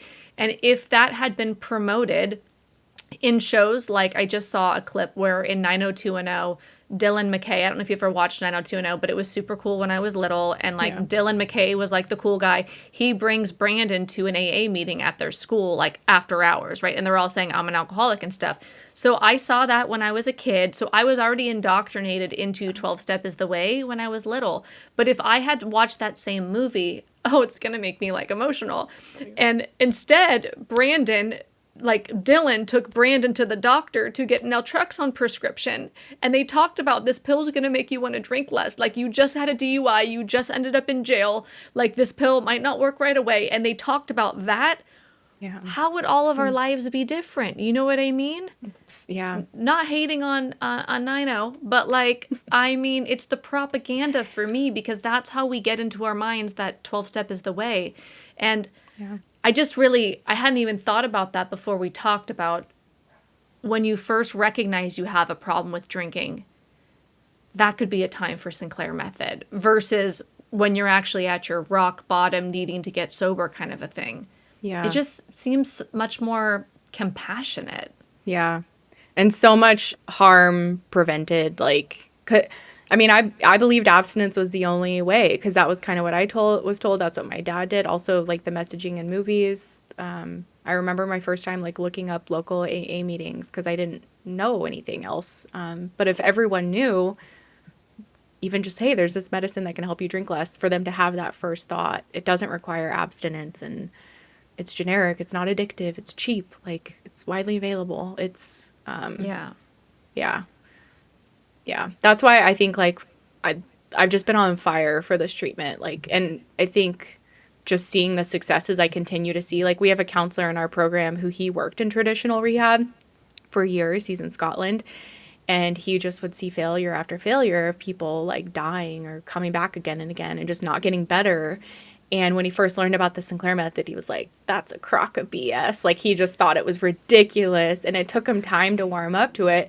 But he ended up leaving his like whole work in traditional recovery and now does Sinclair full time because it works. And like, I feel so blessed to do the work I do because most people I work with get better. And like, not just like, oh, cool, I'm this many days sober. It's like they're free. They're completely free of the trap of alcohol. And it's not because they're forced to go to meetings or believe certain things. It's just their brain heals back to the place it was in before they ever had the addiction. And it's like, I feel very fortunate to do this work because it's life changing. And that's why I keep advocating for it, because I still like look back some days and shudder at some of the memories I had from my drinking and like how worse things could have gone, even though they didn't. Like, I always drink and drove, and I see videos sometimes of people who like accidentally kill someone drinking and driving, and I'm like, why didn't that happen to me? Like, that could have happened, you know. I was spared that for whatever reason. But yeah. And yeah.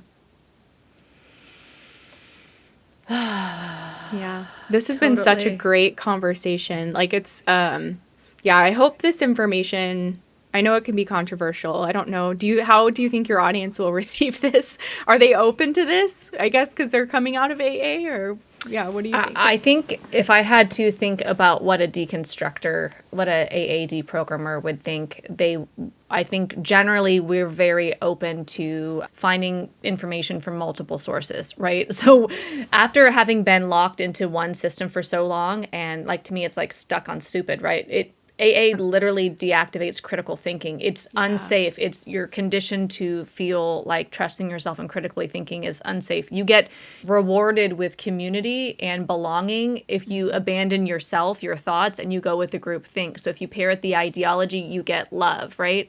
I say love in quotes because it goes away if you leave. And so a lot of us, when we leave, like I'll speak for myself, I'm all about critical thinking, and I've just unlocked a huge amount of, I'd say, intelligence. I say that because I will not take anything at face. I'm like I want to look at all the sources. I want to understand all the things. And so like even when I learned about autism, I was like, I'm not going in one community. What are all of the ideologies? What are all of the perspectives? What does all of the science say? What is this group, this group, this group, this group? They all throw rocks at each other, but what does all the science say?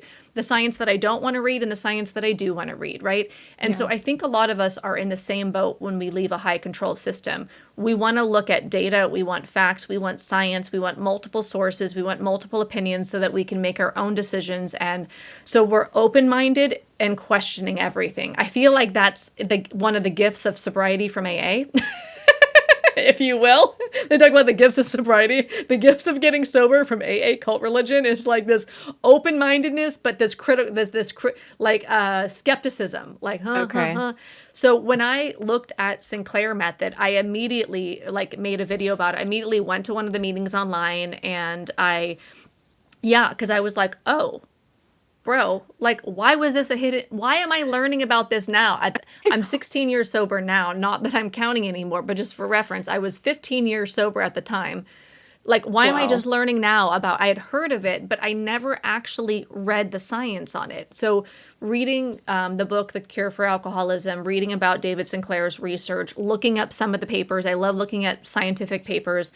So I think somebody who's deprogramming from AA is very open to modern science. Yeah. And I know a lot of the people who leave, not everybody, a lot of us want to stay sober, but some people really do want to drink. Yeah, they do, and some of them want to do it safer. Some of them are interested in the Sinclair method. So there's going to be a mix in, I think, interest.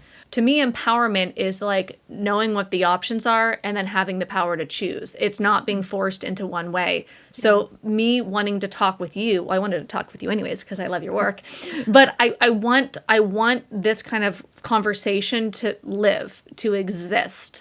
Yeah. It's what I wish I had heard this conversation when I was 22, 23. Yeah. I also wish I would have heard it when I actually got sober, later. And so it's like, I can't go back, but I can put in the world what I wish existed that didn't exist for me, that is still not mainstream. I don't know how long I'm going to want to talk about this stuff, but I really want this to be mainstream, that AA is harmful, that there are multiple paths, and that Sinclair method, from everything that I've read, and I haven't read it all, Sinclair method has the best results for alcohol use disorder out of any of the science that I've looked at. Now, I don't know if that's totally true. Do your own research, look up the things, but out of everything that I read, and that's why I say I do Sinclair method. If I'm going to drink again, it's here. Yeah. I'm not going to, but people want to know, are you going to drink again? I'm like, no, because I don't want to. The same way I don't want to slam my head with a hammer or anything I don't want to do, right? The same way I don't want to drive into a cement wall. I don't want to drink. But if I was going to, it would be this way. Because to me, it's important to know what I would do. Just like you know, if you have the option. So for me, it's like, I'm not scared of it because I have a plan, but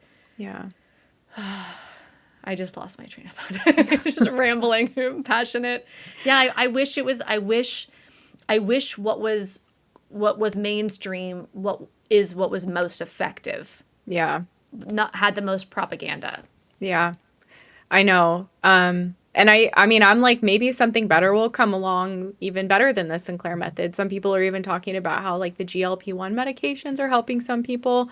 But as far as like, I talked to some of the, experts in this field, and I think I mentioned earlier, it's like considered the gold standard of treatment. And I feel like it hasn't even been given the light of day yet. And like when I've gone to addiction conferences, they're like, yeah, we know about naltrexone, and they just don't really care. Perhaps because there's not a bunch of money to be made. It's been around. It's like old news. But yeah, part of me is like, what kind of conspiracies have held this back? But I think maybe it's just the way the system is set up. There's no financial incentive because naltrexone's generic. If people get better, then the rehab industry isn't going to have repeat customers. Like insurance. I worked for a different organization before I started Thrive Alcohol Recovery that did online treatment. And I just saw how difficult it was for them to get harm reduction treatments covered by insurance. Like, so we don't take insurance in our program. We try to keep it like affordable for people. But it's like the whole system isn't set up to support this type of treatment really yet. At least maybe things are slowly changing. Some people can use insurance with different treatments with naltrexone or other medications, but I mean, for me, I didn't even know that there was a medication. Like that wasn't even a thought on my mind that a pill could help. So yeah, it's under the radar for sure. And for people to know about this, I mean, like even in your case, like if you were to drink one day, because you have your whole life ahead of you, it's like, that this is an option. It's not like the end of the world so long as you continue to take naltrexone. It's like, it might be uneventful. Like I know if I were to drink, I would probably have one drink and it would just be like boring, it wouldn't be anything like a bender or anything like that. Yeah. Yeah. But it's not a forbidden fruit, like you said. It's not a forbidden fruit for me. I don't want to.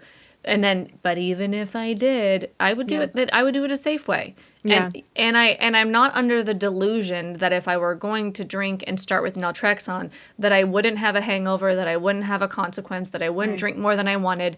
I would really think what I saw in the science, that it might, if my drinking path in my brain, the learning in my brain for drinking, it's going to take 3 to 6 to 9 to 12 to 18 months to unlearn it, right? It depends. I think the majority of the people was about 6 months, maybe 4 to 6 months or something. So let's say I'm on the longer side and I'm 9 months or something like that. And you could say better than me what these stats are here. Yeah. So it might take me, if I start drinking again with naltrexone and want to drink regularly, let's say a couple of times a week, it might take me months to for my drinking to kind of go down to something where I actually naturally want to drink less. It might take a hot minute. So I think that it would probably be like that. I'm not under the delusion that I would just take the naltrexone and have one drink and I'm good. Yeah. But I might. I'm open to it. So anyway, the point is that through looking at all the research and it literally is the only thing that makes sense to me. I'm like, we're taking crazy pills. That's all I can say. I'm like, that's why at some point I'm like, I have to talk about this stuff. This is just bananas. We are so, as a society, I would say globally indoctrinated into AA is the way, meaning abstinence, disease model, forever recovery. Why is recovery forever? Who is feeding the crazy pills to us? Because recovery always means temporary. Yeah. It's temporary. And also you have a treatment protocol, Sinclair method, that actually shows, there's a period of time and then your brain is different. Yeah. Recovery is temporary. And this in forever recovery thing, that's what society believes, that once an alcoholic, always an alcoholic, forever recovery. It's deeply embedded into the American society. And that is because Bill was a great salesman and he went out and hit it hard in the 1940s, embedded AA into the institutions, into doctors' offices, into Hollywood, all of it. They went deep and they went broad, meaning they go deep, meaning they get the therapist, they get the rehabs, they get AA. They went from start to finish, right? And finish is you die in AA because you never leave. Then they went broad as well, and they got themselves into they got themselves into the courts, and they are legitimately a religion. And the courts have deemed them a religion, but the courts still send people to the religion. Where are the crazy pills coming from? Who's making money on the crazy pills? What is happening here? Question. What what do we mean? You know, it's a Yes. religion, but you're saying, I thought we separated church and state, but we don't. Not if it's AA, not if it's drinking. Oh, we've heard of Sinclair method. That's old school. No, we haven't heard of Sinclair method. The doctors have who aren't prescribing it. The people who you met, the so-called addiction specials who aren't using it, but the people haven't, because every time we turn on the TV, they're going to a meeting. Amen. They're not going to a prescription of Sinclair or of naltrexone. They're going to a goddamn meeting. So no, we don't know about it. Yes, I know. You said it. I mean, it's crazy. Yeah. I mean, preaching to the choir here, because like the question I get most often when people learn about it is like, why isn't this more well known if it's as effective? And I've had people tell me, yeah, right, if there's a treatment that works as well as you say it does, like everyone would be using it. But I always think back to maybe it was the late 1800s when that surgeon suggested that people should wash their hands between patients to prevent spreading germs. And he was made to be like a quack. And it took 40 years for that to catch on, that hand washing was a sanitary practice between patients to prevent the spread of disease. But he was made to be a crazy person for like his whole career for even proposing that. People can look up the story. I might be butchering the dates a bit, but that's kind of like with, I think, the Sinclair method. You know, it's there.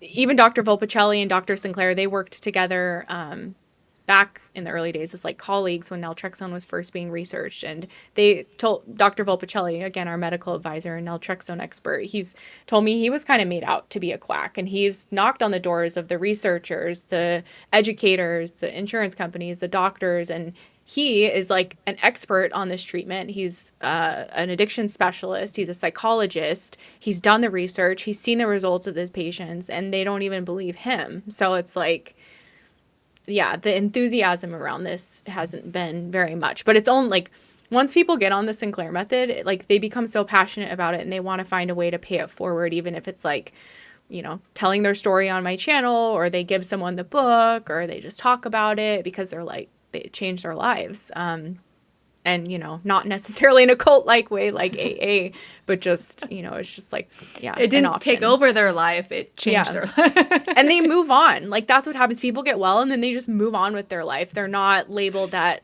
like, a little while back, a guy introduced himself. Oh, hi, I'm Bill. I'm, like, 33 years, recovered alcoholic. And I'm like, you've been saying you're an alcoholic for 33 years? Like, I didn't say that to him. That's just how he introduced himself to me. But I'm like, I couldn't imagine having that identity. And maybe it's freeing for some people to indoctrinate themselves in that AA ideology. Like, okay, this is who I am, and accepting that. I don't know. I can't speak for them, but I just couldn't imagine calling myself an alcoholic for the rest of my life. Like, that's not who I am. Yeah. It's equated with a feeling of it's being dangerous. If you don't, you might forget. So the cult psychology goes really, really, really deep. And especially because they marry it to death, which most religions or cults, they have this death component to them. Like, it's Armageddon if you leave. It's hell if you leave. It's death, jails, institutions, or death if you leave. It's insanity if you leave. You know, I just watched a show on Netflix that I loved. It was called Death by Lightning, about President Garfield. Have you seen it? No, I haven't. So President Garfield, I think, was that 1880? Okay, don't quote me on. Yeah, I think it was 1880. So he was assassinated, right? Oh. And he was shot twice. And according to what I saw on the show, now I don't know how closely to reality the show was, but the show was great. And the first bullet grazed his arm, so it didn't go in him, and the second one went straight into his chest because they didn't have Secret Service back then. He's in a bus station, and the guy walked up and just shot him, right? Whoa. So there's a doctor runs up, or two doctors are there, and one of them is going in with his scalpel, and then the other one says, what about germs? You should sanitize it first. You need to sanitize your scalpel. And the other guy goes, I don't believe in imaginary bugs. He cuts him open with a dirty scalpel and bare hands, no gloves, reaches in and starts into the president's back. Whoa. And is reaching around for a bullet. And actually multiple times he cuts open his back, bare hands, no sterilization, reaching in, trying to, because he's convinced he has to find the bullet in order to save his life. So what happens? What happens? Obviously, people, we know what happens here because we know these imaginary bugs are actually reality. And so he gets an infection, he gets sepsis, and he dies of sepsis. Wow. And when they do the autopsy, they realize that the bullet was such in a way in his body that no organ was touched, and that he probably would have been totally fine and he would have thrived for a long time if there was no treatment. The treatment killed him. The treatment's Whoa. harmful, but people are saying there's no imaginary bugs, so the president's dead, and the president probably had the best medical care you can have in the world, right? Or in the country, because it's the leader of the freaking country. And the leader of the country is saying we don't believe in these germ buggy things. So now we have like a country that's saying we believe in an imaginary monster of alcoholism it's a disease that's doing push-ups in the parking lot. That's something you hear in AA, meaning it's getting stronger when you're sober because it wants you dead. You can't trust your own thinking. Your head's dangerous. It's a dangerous neighborhood. You can't go to alone. You have to outsource your thinking to a sponsor, to a group, to a book from the 1930s, to a higher power. So it's self-abandonment. It's all about getting out of self, right? So you have to betray yourself, abandon yourself. And that's what I would say is the most harmful about AA, is this idea that you can't even trust your own thoughts, right? Wow. And really, just like President Garfield was a victim of science, not like people not caught up with, you need to wash your hands, wear gloves, and sterilize the equipment. That's probably why he died. It's hard to say, would he still be alive if the doctor had gloves on? You can't really play that game. Yeah. Just like it also took a long time with cigarettes for everyone to know that they were harmful before, I mean, for it to be common sense and them to not be in public places anymore. I think that's where we're at with addiction recovery. I think that we will soon know that it's temporary. We will soon know that it's not actually a disease. And we will soon know that Sinclair method, or whatever method, we will know the top methods as far as effectiveness, and people will go to what's most effective, not what's most advertised or proselytized or embedded into society. It's like, no, what works the best? Let's get the best treatment. Yeah.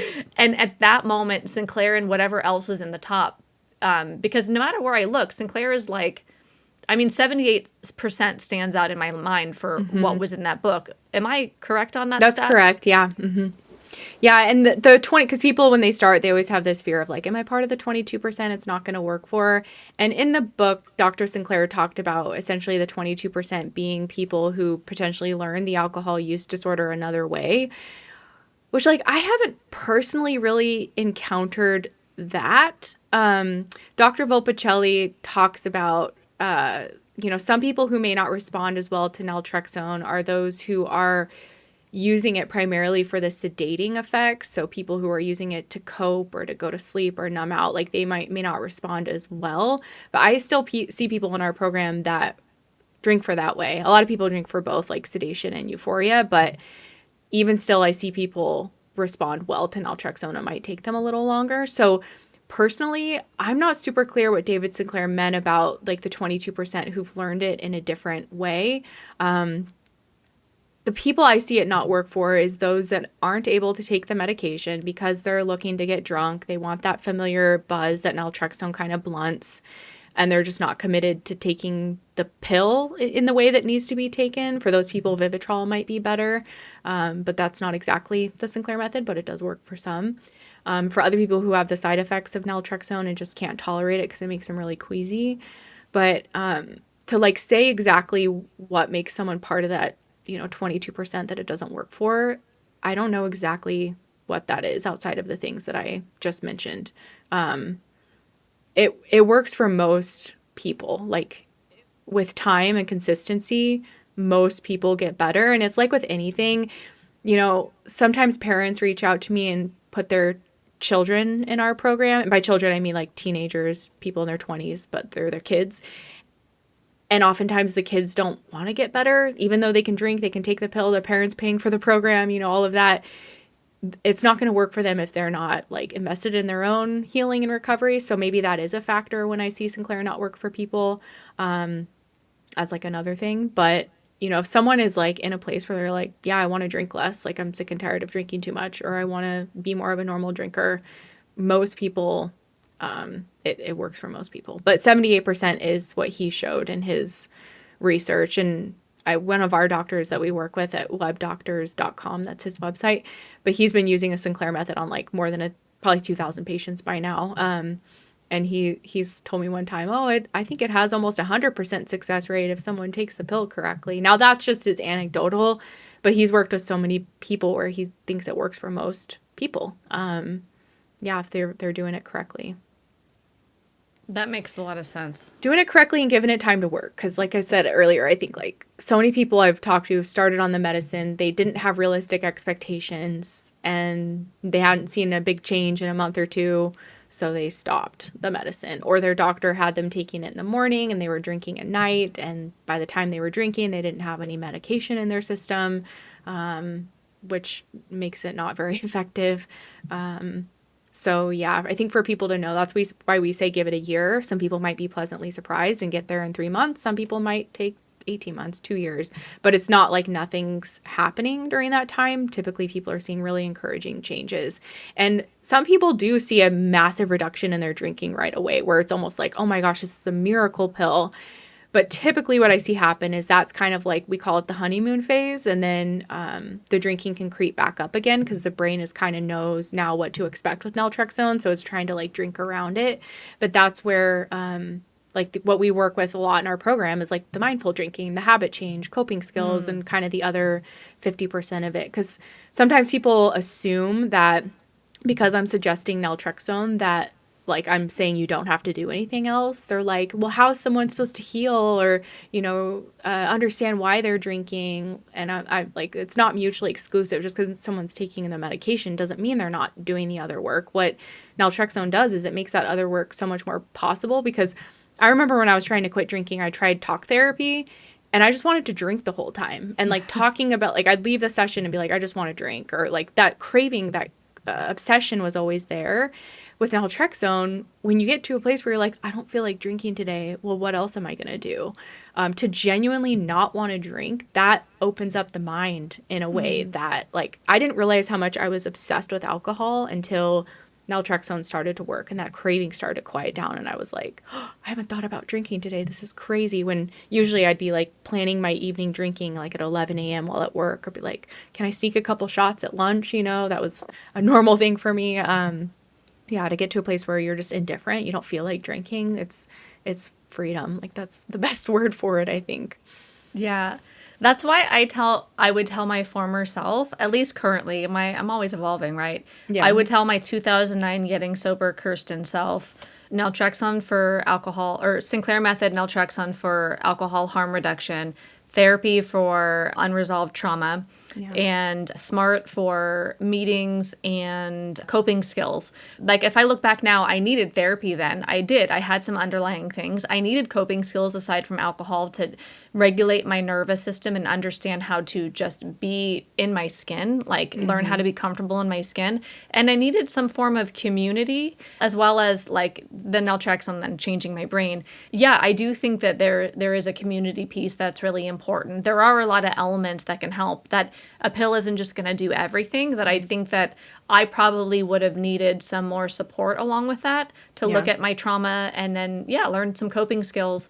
I like that in your program there is community. There's the free meeting that I went to. That's not your program, but it's the Sinclair method meetup or whatever. Yeah. But that you have meetings, you have support, you have community. And because it is kind of, there's a whole piece.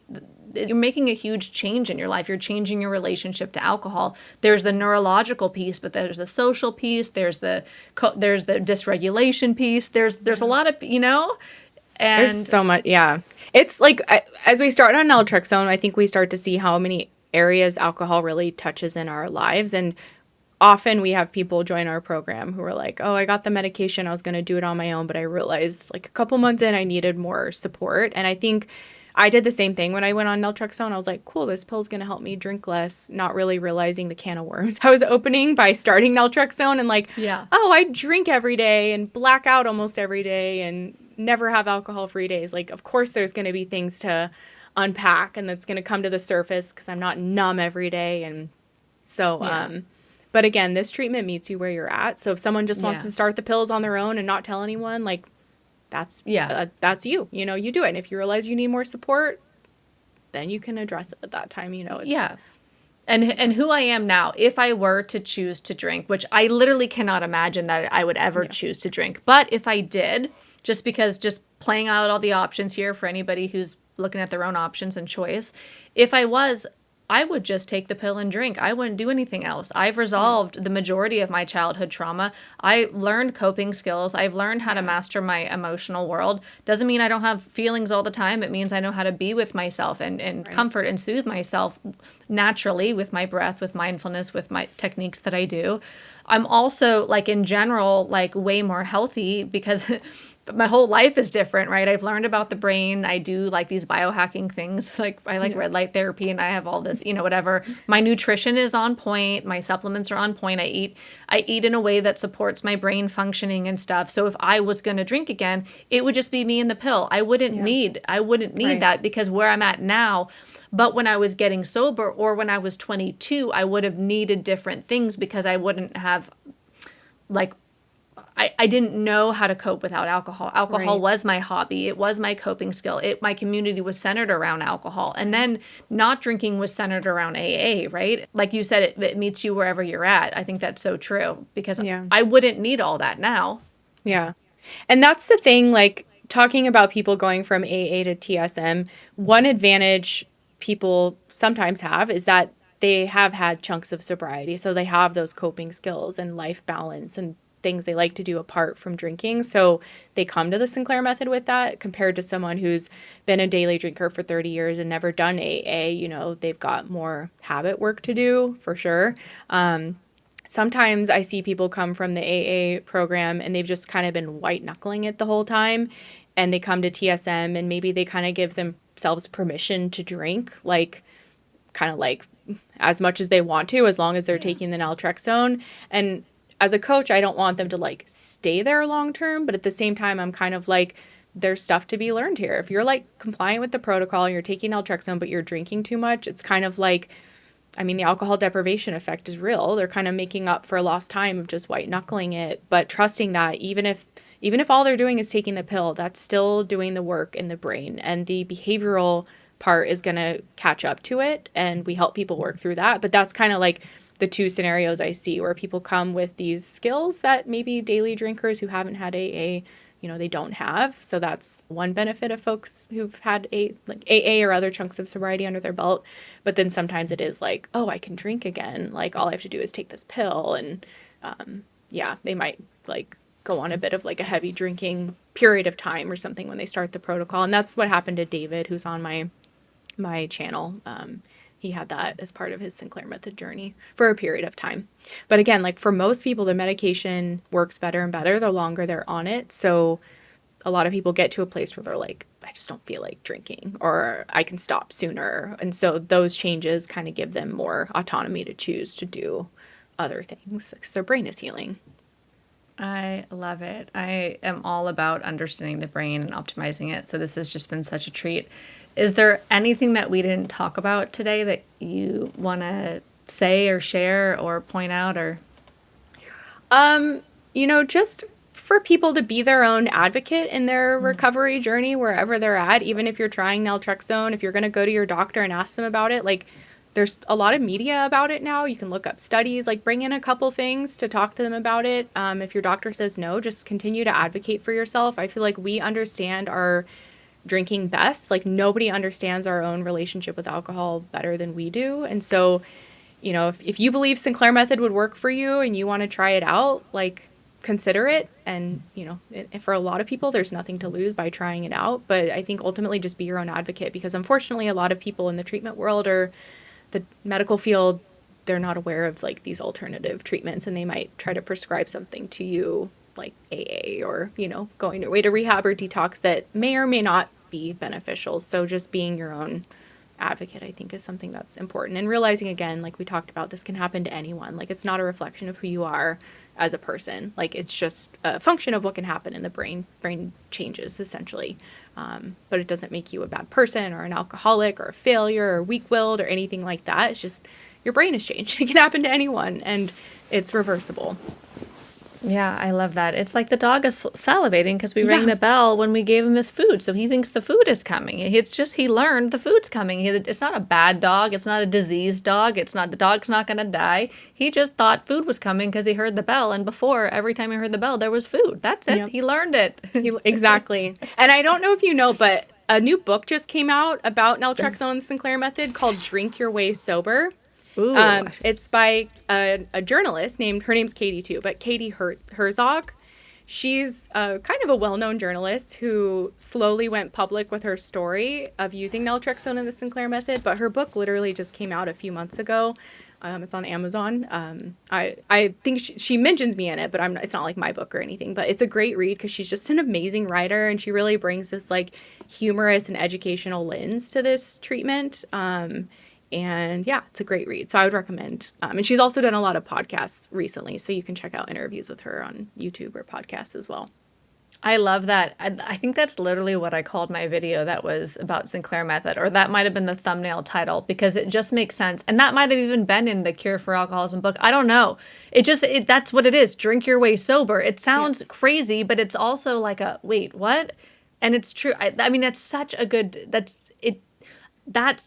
getting that phrase like in the mind, I think is so powerful to unlock critical thinking, to get curious and to find out more. So I love that. Yeah. Yeah. Check it out. It's a great book. Like I read it really quickly because it's just a page turner. She's a great writer. So definitely recommend that. And also The Cure for Alcoholism, like you mentioned, another great educational book specifically about TSM. Have you thought about writing a book? I've thought about it, but I haven't felt like the pull to do it. And I feel like if I write a book, it has to be really good because I don't want to write a book that's bad, So I don't know. How about you? Are you going to write a book? I did write a book a long time ago. Yeah, in 2019. I may write another one or a bunch more in the future. I don't know. Memoir of Deprogramming AA. I feel like that's needed. Do books like that exist? I have some ideas for what don't exist that I wish existed for me. That's kind of always how I orient myself, because I just feel like the things that I know now that are so obvious that took me a while to learn through like trailblazing my way through all sorts of different resources, like, because there wasn't a path. Right. I always try to like throw behind me like a roadmap after I get through a really hard time with whatever it is. Life is hard for all of us, right? There are some things that I wish existed that don't, and I'll probably set aside time to create some of those things. And there are definitely things when it comes to deprogramming AA that don't currently exist in a book format, for example. Yeah. But writing a book is like, I don't know. Yeah, it is kind of a thing. Well, I had Katie on my podcast, and I think I asked her about writing. She's like, "Oh, I'm never writing another book again." And she's like a journalist and an author, and I'm like, "Oh, okay, it's a labor of love, I guess, from what I understand." Totally. Yeah, that's a lot of work. For me, I feel the most energized speaking. Like I feel the most energized.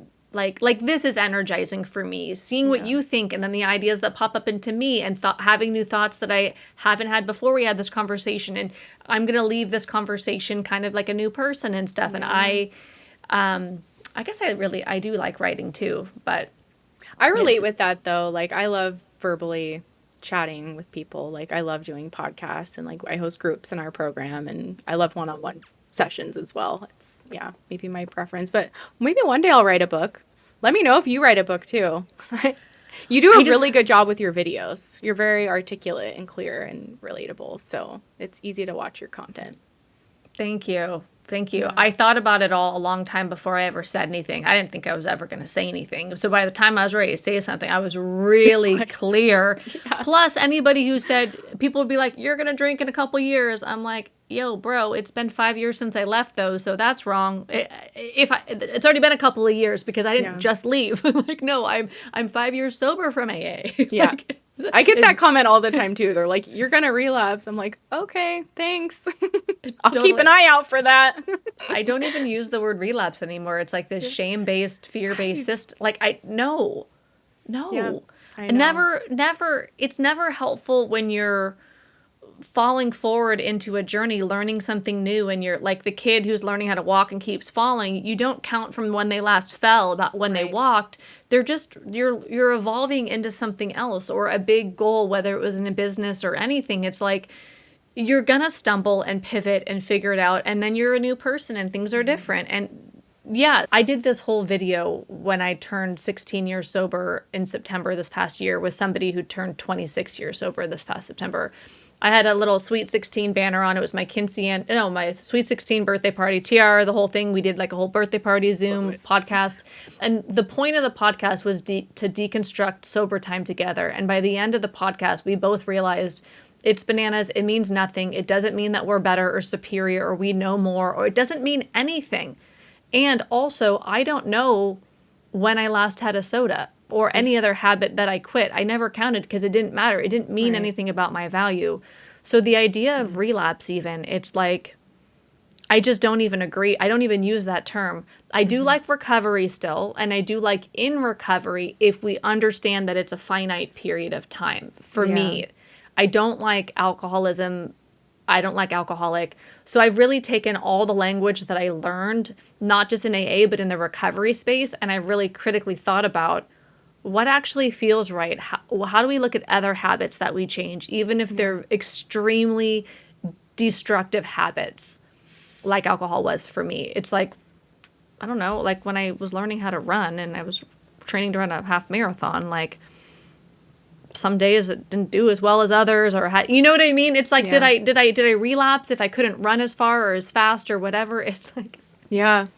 I know. And it almost like I would imagine that like if there's such a like relapse is such like a horrible thing, like it's not just like, oh, you made a mistake and like let's get back on track. It's like I would feel like it would give me permission to like really relapse. If I'm really going to relapse and go back to day one, it would just like, and that I imagine it eats away at your like self-worth and your identity, like makes you feel like a failure. Whereas like that's been something people like love about our program or just Sinclair method in general. It's like mistakes aren't like, you can call it a failure or whatever, but it's like it's a mistake and like you can really learn a lot from that. It's not the end of the world. We're human. Everyone makes mistakes, and that like standard of perfection and like never drinking, it feels like a really high bar and it's easy to fall from. I know when I got 6 months sober and it was like, okay, when I'm going to relapse, like it's going to be like, I'm really going to go for it, and not just view it as like, oh, okay, I drank today, big deal. Like I'll get back on. But yeah. Yeah, it's best case what you said, like all the shame pieces, like that model, that's the best case. The worst case is you literally don't survive it. Wow. Right? There's so many people, and anybody who has been in AA any amount of time knows somebody who's no longer alive. And I don't think it's fair to say we can ever really know why someone takes their own life. But if you believe that the system is always right and you are wrong and it's not working for you, and you don't understand that 90 to 95% of the people that go, it's not going to work for, then, and you really believe that you're not doing it right and you're trying everything, and then you also get what they say in AA, like the fuck it's, where you go out and maybe it's also the abstinence deprivation effect, where you drink a lot more, or you say screw it and I'm really going to go for it, because if I have to walk back in and say I relapse, I'm just going to keep drinking and I'm going to keep drinking for a month or like whatever it is, right? It's how many people, because of that ideology, are no longer alive because they thought, I am powerless. The learned helplessness sets in and they have lost hope for themselves. Wow. And they're not here. So best case to me is the shame, which sucks. Worst case is the people whose funerals we went to. It's so unfair to place that pressure on somebody when they're given a treatment that has such a high failure rate or just lack of success, and they're made to feel like it's them when, like, I don't know, does AA talk about the neuroscience of addiction and craving? And no. Like, that's so unfair. And that's something Dr. Volpicelli, like, he and I have talked about. Like, we need to talk about craving more, because people, yay, you're sober, you haven't drank, but how are you doing up here? Like, are you obsessing on alcohol every day? That is not freedom. That is, you are still very much controlled by alcohol, even if you're not drinking. I have emails from people, oh, I'm 2 years sober, but I still think about drinking every day. I'm like, I don't know. That's not freedom. And Sinclair method provides that freedom from that mental prison. I love that. Freedom is the vibe, for sure. Freedom is the vibe. Thank you so much for this great adventure we've had today. Yes. I had so much fun. Thank you. Yeah, it's always fun to talk about these things. And I just feel like there's so much like hope and solution and freedom and empowerment in what you're saying. And whether it's not for everybody, but for those that it is for, I'm just really excited about the methodology that you found. I wish I found it a long time ago, and I love that that's become like your life's work, is to help people in this way. And as far as I've seen, it's the most effective way. Yeah. Anything else is crazy pills, people. Can we get back to the crazy pills? What the fuckery is happening? I'm like, surely other people see the crazy pills. Well, you're a voice for many people, I'm sure. They're like, oh my gosh, she's right. That's exactly right. So yeah, keep doing what you're doing too. Thank you. All right, everybody. Thank you so much for joining us today. Please let us know your thoughts in the comments below. What came up for you? Are you on Sinclair method? Are you in Katie's program? Do you have any thoughts about this? Have you tried naltrexone? Definitely let us know your thoughts below. Let this be a spark for a conversation down there. I can't wait to see what everybody thinks down below in the comments. Thanks, Katie, again so much for being here today. I really appreciated this talk. You are welcome back anytime on Sobriety Bestie podcast. Thank you so much, Kirsten. It's been so much fun. Thank you for having me. All right. Bye, everybody. Bye.